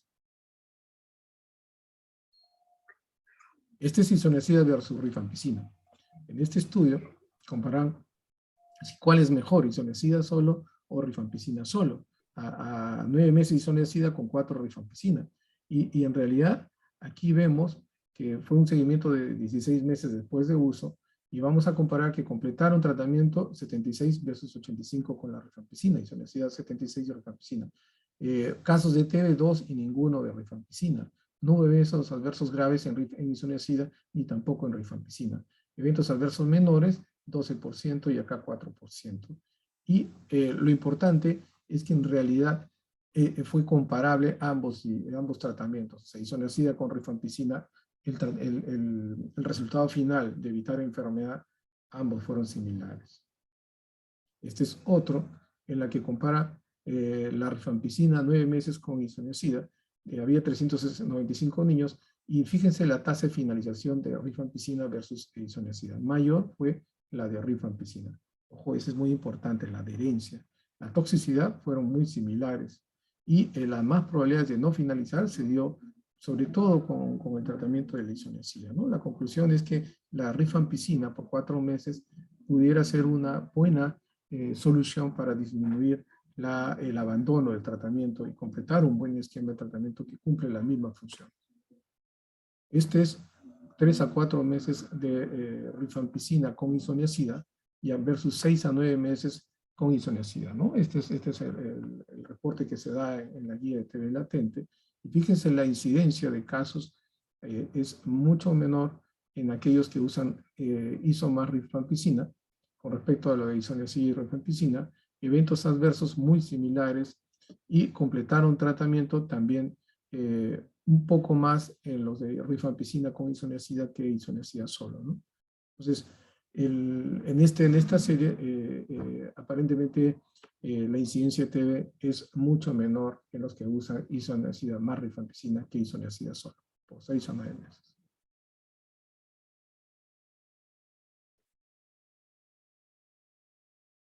Ahora, este es el que compara isoniazida más rifampicina versus isoniazida solo. Entonces, aquí quiero que ustedes observen en esta columna que estoy marcando, isoniazida más rifampicina, uso semanal por 3 meses, o sea, 12 dosis versus 6 a 9 meses, ¿no? En cuanto a enfermedad activa, similar, aunque aparentemente 3 de 34, 0 de 471, cifra muy importante. En cuanto a mortalidad, en el caso de isoniazida, 2, rifampicina, 0. Cualquier evento adverso fueron muy similares. Hepatotoxicidad, muy similares, no hubo prácticamente, y completaron el tratamiento, fíjense, 88 versus 80%, un poco mayor, ¿no? Entonces, el tratamiento de isoniazida con rifampicina es tan bueno como el de isoniazida. El problema de la rifampicina, que es, no se puede usar en menores de 2 años, todavía no hay dosis para menores de 2 años, faltan estudios, y en la actualidad están habiendo estudios para menores de 2 años, pero sí es recomendable en mayores. Entonces, si nosotros pensáramos cuáles serían los esquemas que recomendaríamos, de hecho, en todos los países el gold estándar, el esquema con que se compara todo es la isoniazida. 6 y 9 meses es el tratamiento ideal, que es el que se hizo en el siglo pasado y que se vio que era muy efectivo. Pero en cuanto a la adherencia y de todo lo demás que mencioné anteriormente, la recomendación podría ser isoniazida más rifampicina en los mayores de 2 años y pudiéramos dar iso más rifampicina en los menores de 2 años versus rifampicina, pero yo no utilizaría rifampicina solo porque acá en el Perú existe una gran cantidad de pacientes con resistencia a isoniazida, los cuales me gustaría reservar, y de todas maneras aquellos que hacen reacción alérgica a la isoniazida. Entonces, lo vamos a ver más adelante. Pero lo que quiero que entiendan, estos nuevos esquemas están desde el 2018. Y en la actualidad se reafirma la OMS y distintos países. Estos esquemas de rifampicina ya lo está usando República Dominicana, lo está usando Brasil, lo está usando Colombia, Estados Unidos ya lo usa tiempo, Canadá también lo utiliza, y en fin, hay varios. Es lamentable que hasta ahora, por trámites burocráticos, que no depende, ojo, de la Dirección Nacional de TB, porque soy testigo que ellos ya han propuesto en la norma, en la actualización de la norma, estos esquemas que como red nosotros hemos sugerido para la población pediátrica, hasta el día de hoy, lamentablemente, no son, no se ha dado la norma que nosotros estamos esperando. Entonces, es un trabajo que debemos de hacer todos para que se llegue a efectivizar esta norma, esta actualización de la norma. Y bueno, la rifampicina tiene presentación oral, que es otra cosa muy importante. Brevemente, ya para terminar, lo que es TB latente, monoresistente, también existe tratamiento de prevención. Lamentablemente en el país No lo usamos. Y no lo usamos porque no está en la norma. Y es algo que le venimos proponiendo ya del 2018. Canadá, y acá le estoy demostrando, ya lo recomienda en sus pacientes que tienen resistencia a isoniazida y utilizan 4 meses de rifampicina. Y eso es algo que nosotros ya hemos propuesto y de repente en algunos centros hemos estado indicando. Entonces, este es en Sudáfrica, igual, las recomendaciones que dan, este es uno de los máximos centros en el mundo de manejo de tuberculosis pediátrica, y ellos lo recomiendan, la rifampicina solo contra aquellos pacientes que tienen resistencia a isoniazida. Estados Unidos, el CDC también lo recomienda, el uso de rifampicina para monoresistentes a isoniazida. 4 meses. TB latente. Ya desde el 2015 que se hubo una reunión de expertos y se evaluó la posibilidad de terapia preventiva en aquellos que tienen TB latente, MDR, se vio que definitivamente la sugerencia era una quinolona, levofloxacino o moxifloxacino, con o sin etambutol, Y esa recomendación ya se ha venido aceptando desde el 2018 en esta guía de la OMS y en la última que ha salido de manejo de TB pediátrica en el 2022, el mes pasado, en la que recalca que a los niños que son TB latente de contactos en los cuales sí estamos seguros que son verdaderos MDR, les podemos ofrecer levofloxacino, moxifloxacino, solo o acompañado de etambutol, ¿no? Entonces son las recomendaciones que nosotros escribimos. Y estos son uno de los estudios que fundamentan, ¿no? En Malasia, en Micronesia, perdón, de un total de casos que hubo en un brote de TB-MDR, hubo un grupo de pacientes que se diagnosticaron de TB latente y a los cuales se les recomendó darles terapia preventiva y que iniciaron, fíjense, 104 y no hubo ningún caso, pero aquellos que rehusaron el uso de tratamiento preventivo terminaron haciendo enfermedad, 3. Entonces, este es uno de los estudios que demuestran la efectividad de tratamiento preventivo en TB latente MDR, ¿no? Y estas son las recomendaciones del 2005 que se mantienen hasta la fecha, ¿no? Finalmente, esta es la última guía que ha salido en marzo del 2022, hace poco ha salido, por el grupo Sentinel, en la que recalca que deberíamos dar tratamiento para los infectados. Este es para los resistentes a isoniazida a dosis altas, a los que son resistentes a rifampicina sola, ¿no?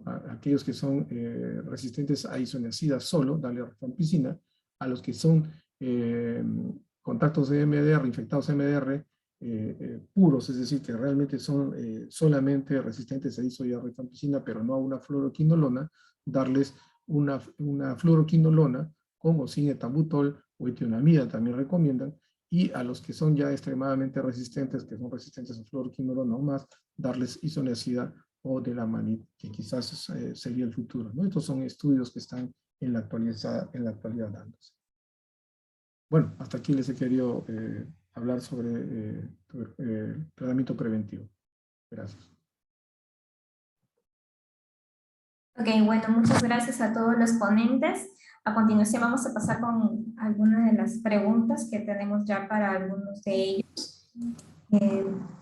Doctor Henry, para esto tenemos una primera consulta que nos habla sobre la nueva norma técnica, ¿no? En esta norma técnica usted mencionó que se había incluido el tema de rifampicina a población vulnerable. No sé si nos puede aclarar o repetir a qué población vulnerable está dirigida esta rifampicina y también si se está incluyendo el tema del levofloxacino que nos había mencionado para resistencia.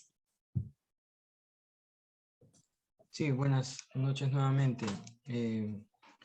Sí, en relación a ello, reconfirmar nada más lo mencionado, que lo que ya trabajó la red de TB pediátrica a través de la guía de práctica clínica propuesta, se ha considerado dentro del marco de la norma actual a ser actualizada, en la cual incluye el uso de levofloxacino, como ya el doctor Francisco muy bien lo ha mencionado en el último slide. el uso de rifampicina también en los resistentes a isoniazida, pero en el grupo de menores en los niños, básicamente, ¿no? En el grupo de niños. Y el otro tema relacionado a la rifapentina, inicialmente la autorización de uso que tenemos es para las personas viviendo con VIH, ¿no? Pero igual nosotros hemos hecho la propuesta de incluir a los niños, ¿no? Y esperemos que eso no tenga ninguna observación más allá de que además tuvimos opinión a través de la guía por parte de DIGEMIT, ¿no? Entonces, esperemos que siga su curso y que pueda verse reflejado en la aprobación de la norma en los próximos días o semanas, estas incorporaciones que consideramos pertinentes, necesarias y que se vienen impulsando ya desde bastante tiempo, ¿no? De parte nuestra, con el apoyo además de la REPETUC, ¿no? Que justamente el doctor Francisco preside. Ok, muchas gracias, doctor Henry. Sí, para nosotros es importante porque, como les mencionaba, nosotros incluimos varias poblaciones vulnerables y pensamos que también deberían de estar incluidas de alguna manera como priorizados, ¿no? Tengo una consulta también adicional. Preguntan, ¿qué protocolo siguen en el Perú cuando en una casa una persona afectada con tuberculosis que es resistente y que convive con 6 personas, ¿no? De 6 personas, los 6 son reactivos a PPD, incluyen a niños y presentan sintomatología con tuberculosis, pero no tienen signos radiográficos de la misma. O sea, aparentemente en la pregunta me dicen que han sido descartados esas 6 personas, tienen un PPD positivo y son resistentes. El caso índice, ¿no? La persona afectada. ¿Cuáles son los pasos que se siguen en este? Y considerando en el caso de que ya se ha mencionado, y creo que los ejemplos han habido varios que ha comentado además el doctor Wilfredo y el doctor Francisco con la evidencia. En el caso de que sea un paciente resistente, en este momento, en el marco normativo actual vigente, no existe un protocolo de esquema de tratamiento para ese grupo de pacientes, ¿no? Sí existe la rifampicina y existe sola y el uso de isoniazida rifampicina en el caso de aquellos pacientes, o el uso de la isoniazida en el caso de aquellos pacientes en TB sensible o en casos sobre todo de TB-VIH, que es donde está en nuestra norma de TB y coinfección VIH, ¿no? Sin embargo, recién en la actualización de la norma es que estamos ampliando esto a todos los demás grupos. Eso en relación al caso indicado, ¿no? Que sean PPD positivos, eso solamente nos está indicando que tienen una infección que debe ser tratada, pero en este momento la alternativa posiblemente sería, basados en lo que ya se ha mostrado con la evidencia, el uso de isoniazida, y en el caso de que previamente, por supuesto, se haya descartado tuberculosis, ¿no? El PPD no te descarta tuberculosis como enfermedad activa, ¿no? Eso hay que tenerlo bien en claro. Eso solamente nos indica a través de una reacción dérmica que hemos tenido contacto con algún componente propio de la micobacteria que ingresó a los contactos dentro de su organismo y que hematológicamente llega a la piel y por lo tanto hay una respuesta de reacción inflamatoria, ¿no? Pero después de ahí hay que hacer los descartes respectivos a través del estudio radiológico que según se indica también se ha hecho, no tiene sintomatología, ¿no? Pero si se pudiera además hacer estudios radiológicos que permitieran hacer tipos de tamizaje como lo que es que venimos haciendo con inteligencia artificial a través de software, bueno, podría contribuir, y si además estas personas son vulnerables como estos niños, la posibilidad de hacerles CESPER estaría ahí, latente, ¿no? De poder hacerlos en caso surgiera la posibilidad de una sospecha radiológica. Por otro lado, no habría en este momento la posibilidad de ofrecer más, ¿no? Pero de acuerdo a lo que se ha mostrado, ¿no? En cuanto a este grupo. Pero la idea es que una vez que ya tengamos la norma, creo que esto se va a estandarizar y vamos a poder usarlo con mayor soltura, y todos los profesionales médicos van a poder hacer la indicación respectiva. Doctor, tengo una última consulta que es, bueno, tengo un par de consultas similares, en verdad. Nosotros, como somos parte del Observatorio Social, no somos miembros de la sociedad civil, estamos interesados en conocer qué acciones podemos nosotros realizar para que se pueda acelerar el proceso. Sabemos que está la norma que debe de estar ya por salir y estamos en verdad todos en la expectativa de ello. Entonces, ¿qué nos sugieren? Que nosotros, ¿cómo podemos nosotros ayudar como sociedad civil en ese aspecto? Claro, en realidad son varios los aspectos en los cuales la sociedad civil puede colaborar, ¿no? Iniciando desde su casa, inclusive, cada uno de los integrantes, ¿no? Y en su comunidad, ¿no? Ser actores activos que tienen y que están muy informados en relación al tema de tuberculosis, los hace un punto importante de referencia frente a la población. Cuando incluso los profesionales de salud a veces no podemos llegar a toda la población. En cambio, la sociedad civil en los espacios en los que se tiene y que son diferentes, dependiendo de los ámbitos, tenemos vasos de leche, tenemos comedores populares, tenemos en las mismas escuelas ahora, ¿no? Entonces son diferentes espacios, mesas temáticas, diferentes lugares en los cuales ustedes participan, incluso tienen mayores contactos a veces como parte de la sociedad civil, con la iglesia. Entonces, una serie de espacios y de lugares en los cuales, y además grupo de población en los cuales la importancia de ser difusores, primero de la información, ¿no? Difusores, transmisores, con el conocimiento que van recabando y que toman a partir de justamente de lo que se esboza por los especialistas o las áreas técnicas del Estado. Creo yo que ser un difusor y un promotor de cambio ayuda mucho, porque la población necesita primero entender que el estar infectado es una condición de salud que amerita un tratamiento o que amerita un abordaje, dependiendo de los riesgos a los cuales se encuentran, ¿no? Entonces, la población, desde ese punto de vista, el valorar el riesgo es importante hacerlo notar en las personas. Si bien a veces podemos decir que estamos infectados y no hay problema y no pasa nada, eso no es cierto en toda la población. Ya hemos visto que hay un grupo de población que puede estar infectada, elimina la infección y no hace la tuberculosis o mantiene una infección latente de por vida, pero hay otro grupo que sí. Y justamente el valorar ello, que incluye el abordaje integral de la salud, porque el enfermar de tuberculosis, como bien lo decía el doctor Francisco, es un tema de familia y es un tema de comunidad.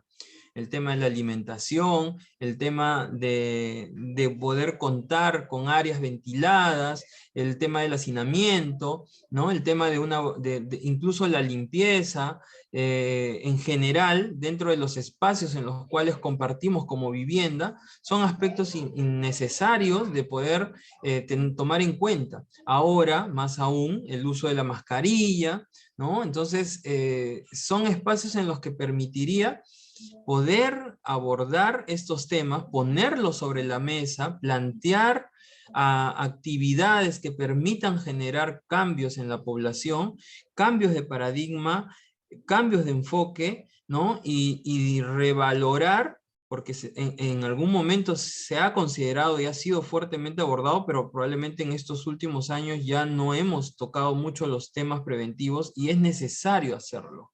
Es necesario convencer a la población. Y hasta, como le dije en algún momento, el hecho de que la misma población también nos motive a que nosotros realmente como profesionales en los establecimientos tomemos en cuenta esta necesidad de tener que abordar, porque muchas veces no lo estamos tocando, ¿no? Hay algunos establecimientos que sí, justamente con el doctor Francisco, el equipo de la Repetu, todos muy motivados, muy colaboradores en este trabajo que estamos haciendo, pero además el doctor Wilfredo, últimamente con quien hemos estado reuniéndonos y hemos estado capacitando establecimientos o personal, o sea, estamos abocados por el lado de los servicios, pero necesitamos ese apoyo, esa colaboración de la sociedad civil, de empaparse cada vez más, tomar esta posibilidad de abordaje.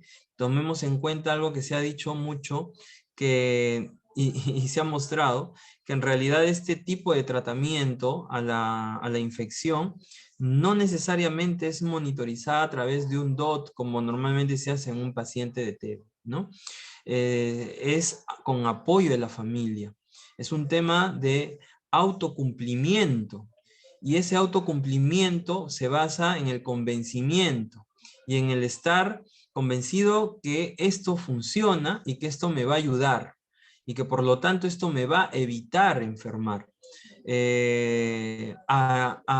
Y generar estas diferencias. Creo que los aspectos que hemos mostrado el día de hoy en general, los tres ponentes van orientados a eso, ¿no? Entonces, por ese lado, nosotros, al igual que ustedes, no solamente en los espacios ya comunitarios, sino también en los espacios en los cuales ustedes tienen contacto con autoridades, tanto a nivel local, tanto a nivel regional, incidir en ellos, cosa que nosotros hacemos. En algunos podemos encontrar respuestas, en otros no necesariamente como lo esperáramos, pero estamos ahí, luchando, tratando de convencer, tratando de ver que esto es importante, de que se le debe dar énfasis, y por qué no desde la sociedad civil, además, que entendemos, se pide los tratamientos orales, que algunos ya los estamos dando, como les mencionábamos, y que estamos en pos de poder ampliar a los MDR puros. Eso es tratamiento, pero de enfermos. Entonces, la idea sería abordar a las autoridades, además, a apoyar el trabajo preventivo, ¿no? A evitar que los pacientes lleguen a ser pacientes de TB, ¿no? Y por lo tanto solamente abordar el tema desde la infección. Creo que eso es importante en los diferentes espacios en los cuales se encuentran, y siéntanos al personal de salud, a los coordinadores de las estrategias de todos los niveles, a nivel regional, local y en los establecimientos, como sus aliados, porque en ese sentido estamos nosotros apuntando y somos quienes podemos darle incluso el soporte técnico con estos conceptos, tal vez no a profundidad, pero sí los más importantes que ustedes puedan llevar de la mano para que en conjunto podamos convencer y podamos incidir, ¿no? En poder dar prioridad, ¿no? Se gasta mucho en tratar enfermos, se trata mucho, pero además de ese costo adicional que se hace a través del Estado, también está el costo social, individual, que también afecta a la población y que por lo tanto afecta su mismo bolsillo.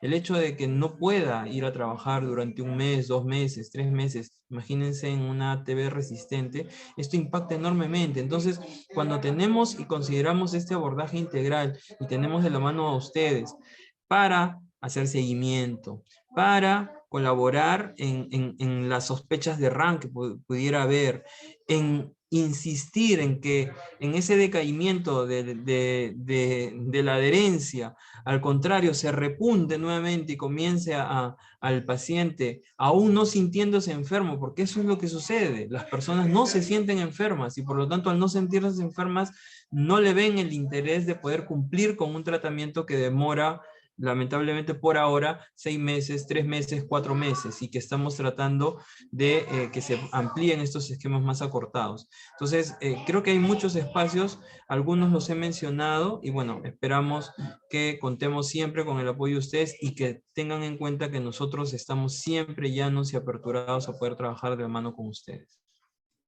Gracias. Muchas gracias, doctor Henry, por su intervención. Tengo unas consultas también para el doctor Wilfredo. Doctor Wilfredo, tenemos una consulta. Sí, usted adelante. habla un poco más de lo que es atención primaria y conoce un poco la experiencia. Nos preguntan Si ya conocemos las medidas preventivas, el abordaje de tuberculosis, y se invierte, ¿no?, dinero en abordar la enfermedad, tanto en la parte personal como en la parte, en general, de manera integral, ¿qué es lo que nos falta, ¿no? O sea, ¿por qué no se tienen los resultados esperados, ¿no? Es lo que nos hacen una consulta. Excelente pregunta. Creo que es una de las preguntas más oportunas que podría esperar. Y lo estaba esperando, y aquí tengo mis apuntes en los puntos que voy a abordar. Yo creo que el doctor Henry Hernández lo ha dicho casi todo. Coincido y me suscribo en todo lo que ha dicho. ¿Cuál es el rol de la sociedad civil? ¿Cómo debe ser? ¿Cómo debe hacerse? Y ante la pregunta de Daniela, yo podría decir, yo creo que tenemos que tener bien claro, así clarísimo, el tema de la adherencia. Si no tenemos claro eso, de nada nos sirve hermosas normas en las cuales participé o no participé. De nada me sirve una gran cobertura, que yo empiezo a 80 pacientes con TPI, qué excelentes, el doctor Vargas es lo máximo. Los he evaluado y he descartado, como dicen los neumólogos pediatras, no tiene TBC activa, excelente, iniciar terapia y otro más y excelente. No sirve de mucho si uno ha logrado, lo que ha dicho el doctor Henry, convencer a la familia de que tiene que cumplir una adherencia. ¿De qué me sirve reducir los tiempos de tratamiento, de terapia? ¿De qué me sirve usar una rifampicina 3 meses o 12 dosis? ¿De qué me sirve si no lo voy a cumplir? ¿Dónde está el problema? Tengo hermosas normas que se han trabajado durante años con los expertos. Tengo hermosos discursos. El doctor Vargas habla bien, qué interesante. Y eso no tiene sentido si no hay un cumplimiento. Entonces, yo creo que tenemos que tener bien claro desde la sociedad civil y ser consecuentes. Si nosotros hemos tenido un cumplimiento en diferentes cosas, en diferentes aspectos de nuestra situación personal, laboral, excelente, y no tenemos claro la adherencia del cumplimiento de un tratamiento determinado, ya sea TB, VIH, lo que sea, no vamos a poder convencer a la familia de que tiene que cumplir la adherencia. Y eso es lo que hay que trabajar. ¿Qué es lo que falta? La pregunta. La respuesta es tan sencilla. Convencer de la adherencia a la familia. Con ese convencimiento servirá de mucho una hermosa norma. Servirá de mucho haber ampliado tantos diagnósticos para empezarte a pedir. Servirá mucho todo lo que te has esforzado durante tantos meses o tanto tiempo cuando lo cumplas la adherencia. Conclusión, trabajemos en fomentar la adherencia, como dijo el doctor Henry. En todos los espacios hablar la importancia de la prevención. En todos los espacios hacer convencer a la familia, padre, madre, tíos, que la adherencia es vital. Vital. Si no hay eso, no hay nada. Están viendo los porcentajes en los que estamos viendo. El doctor Mestanza ya lo ha dicho. 30 y tantos %. ¿De qué me sirve que empiezo a 10 niños y 3 terminan? ¿Y los otros 7 qué? Están viendo los estudios. ¿Cómo pasó en otros países? ¿Por qué han tenido altos cumplimientos? Porque han habido un buen seguimiento. Es cierto lo que por ahí leí un comentario. Claro, los promotores no están tan animados de apoyar porque no se les ha reconocido del ministerio. Entonces, desde la sociedad civil, ¿qué tendremos que hacer? De alguna manera presionar al ministerio para que les dé el apoyo necesario a los promotores o agentes comunitarios. Tengo que cubrir todos los espacios para lograr una buena adherencia, un buen seguimiento para ese cumplimiento. Si no cumplo, no sirve. Lo demás no sirve. De nada sirvió mi discurso, de nada sirvió mis papeles, de nada sirvió mis normas, mis llamadas de atención al personal de salud. Voy y superviso y digo, ¿por qué no haces esto? ¿De qué? Si no logré adherencia. Y en este tema de adherencia, como bien lo dijo el doctor Hernández, todos tenemos que participar. En los colegios, en las familias, en los comedores populares, en los diferentes espacios donde estoy, por mis poros debe salir el discurso de la adherencia. En donde quiera que yo esté, debo de hablar de la adherencia, de la importancia de la adherencia. Entonces, de eso se trata. Yo al menos en todos estos años que estoy en el primer nivel de atención, Yo he podido percibir eso. He visto pasar tantas normas desde que trabajo en TV desde el año 2003. He visto tantas normas, las del 2001, las del 2006, las del 2013. Ya, interesante trabajo, y han ido cambiando, han ido mejorando. Pero si no tengo claro eso, que yo tengo que decir a la familia desde todos los diferentes espacios, no estamos haciendo gran cosa. ¿Qué falta? La respuesta es trabajar en la adherencia del cumplimiento de la terapia preventiva con Isoniazida, no solo en los niños menores, en toda la población, que ya lo ha explicado el doctor Henry Hernández, no solo en los pacientes que necesitan el TPI, en los pacientes que están también ya con la infección y la enfermedad, que ya han hecho el cumplimiento. ¿Por qué tenemos que tener abandonos? Entonces, ese es el problema. Conclusión, y gracias por la pregunta, es trabajar mucho más y arduamente en la adherencia. Gracias. Muchas gracias, doctor Wilfredo, por su respuesta. Tengo también una consulta para el doctor Mestanza. Nos dice una primera pregunta, doctor Mestanza, es: en el caso de tratamiento preventivo para contactos de TB pulmonar, MDR, menores de 5 años, cuando llegan a su consultorio, ¿cuál es la decisión que usted toma? Como lo dijo el doctor Henry, actualmente la norma actual no contempla ninguna terapia preventiva. Es observación y ver con seguimiento clínico, radiográfico en los meses siguientes, esperar que no haga enfermedad. Detectar la enfermedad sea el mismo tratamiento que el caso índice, ¿no? Lamentablemente, mientras no tengamos terapia preventiva en MDR, vamos a seguir igual. Entonces, eso es lo que se hace en la actualidad. Se hace seguimiento al inicio, dependiendo de la edad. Mientras más pequeño, se hace un seguimiento mensual durante los 3 primeros. Y en los niños, en los menores de 6 meses, les hacemos seguimiento mensual. Pero pasados los 6 meses, ya les hacemos cada 3 meses. Cada 3 meses hasta completar. El tiempo de seguimiento para cualquier niño infectado debe ser mínimo 2 años. Ok, doctor, tengo otra consulta adicional. Nos dicen, por ejemplo, si mi hijo se enferma o sea, si mi hijo tiene que tomar un tratamiento preventivo, yo sé que no hay rifampicina en el país y me consigo la rifampicina, tengo esa posibilidad de conseguirlo. ¿Estaría bien éticamente? ¿Es recomendable? ¿Se podría usar aquí en el Perú si yo me consigo propiamente la medicina? Ojo, se debe usar en mayores de 2 años. En menores de 2 años no está demostrado, no es que no esté demostrado su efectividad, no hay dosis para esa edad. Se debe usar junto con la isoniazida, ¿no? Es un esquema de tratamiento recomendado actualmente para los que son contactos menores de 5 años infectados de TB sensible. Es importante, ¿no? Habiéndole descartado enfermedad, es un esquema que se puede utilizar, ¿no? Pero junto con isoniazida, solo no funciona.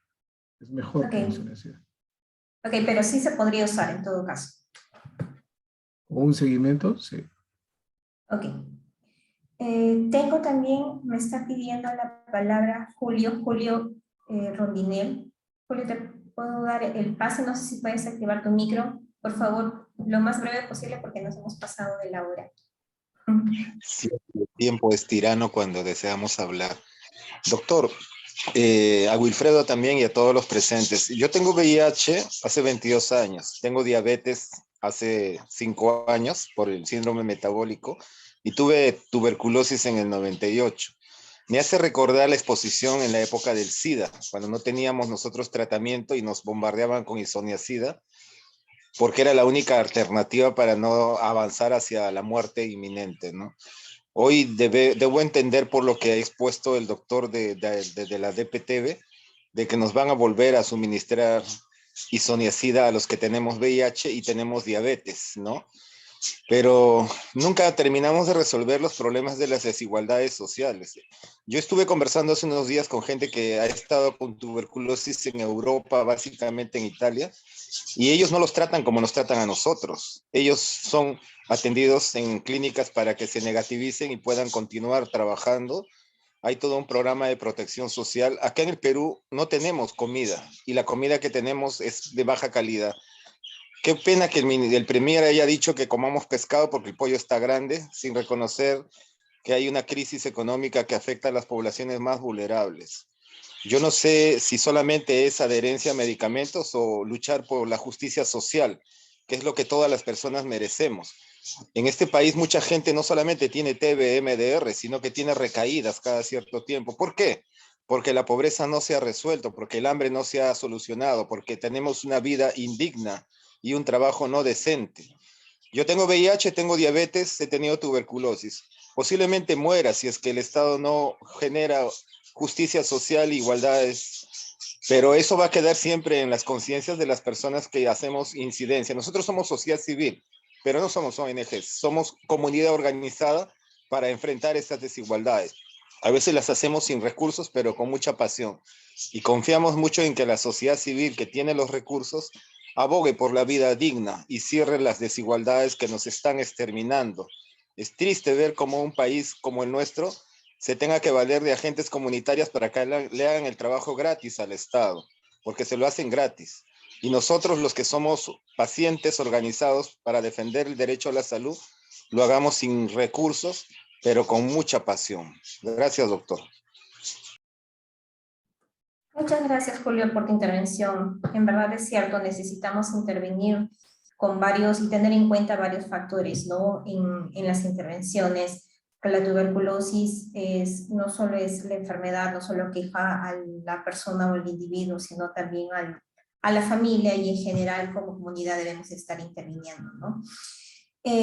Ya para ir concluyendo, bueno, entre las conclusiones tenemos de que necesitamos mayores esfuerzos para lo que es el trabajo de tratamiento preventivo, ¿no? Si bien es cierto, estamos centrados siempre en enfermedad, pero el tratamiento preventivo es algo que debemos enfocarnos, y que los esfuerzos de todos de manera general, desde donde nos corresponde, en este caso como sociedad civil, abogar, ¿no? Tenemos grandes retos, el reto de la adherencia es uno de ellos que tenemos que también afrontar, tenemos que sensibilizar en ese aspecto, pero también tenemos que ayudarnos de normativas, que esperemos que tengamos pronto el acceso a la normativa, y que, como mencionan también dentro de los comentarios, se puedan incluir todas las poblaciones vulnerables, ¿no? Que están en riesgo a tuberculosis en sí, como ya lo hemos estado hablando.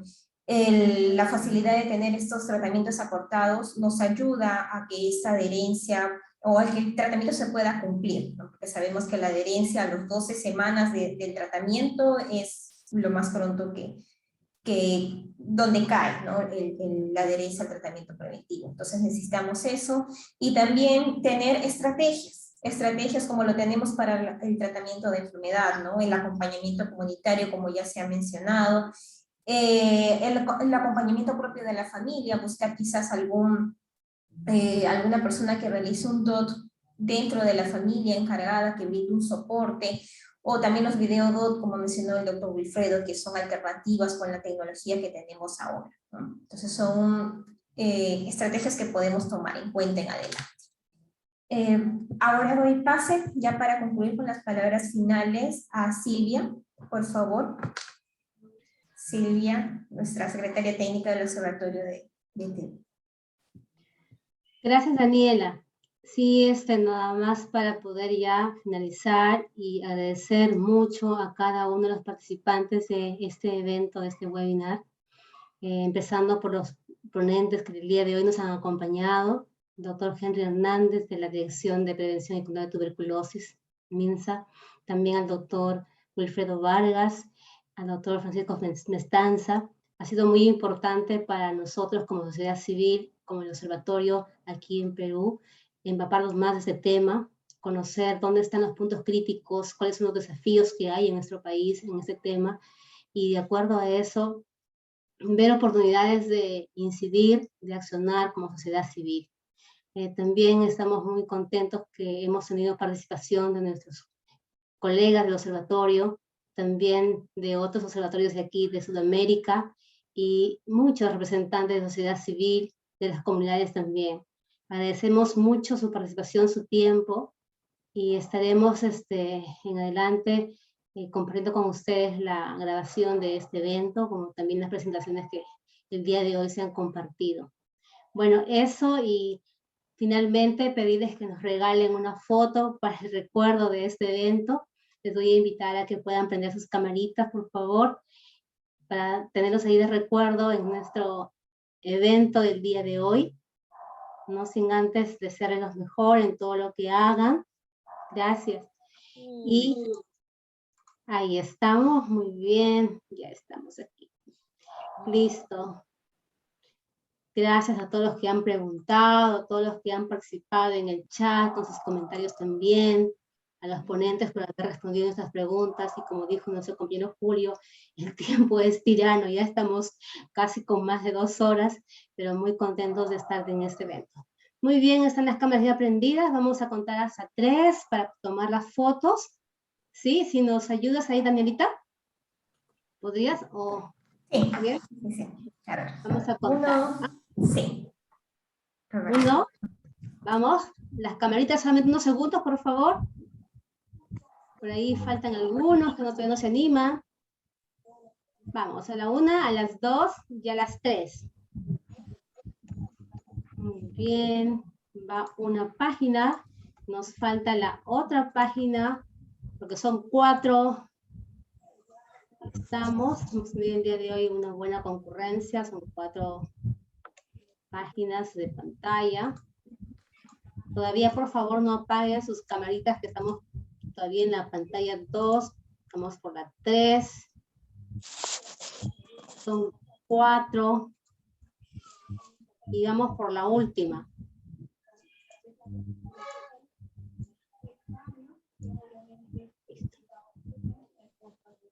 Listo, muchas gracias. Gracias a todos por su Muchas tiempo. gracias, señorita. Muy buena la información que nos han brindado. Muchas gracias. Muchas gracias. Bueno, Muchas gracias, saludos. Gracias. muchas gracias. Gracias, hasta luego. Gracias, gracias. Buenas noches.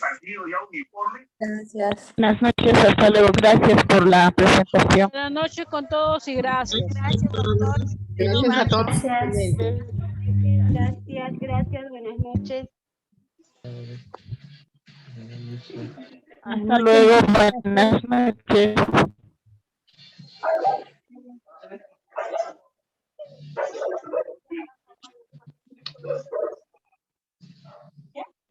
Hacemos algo. No sé, que sea. No. Aprieta en salir y ya sales.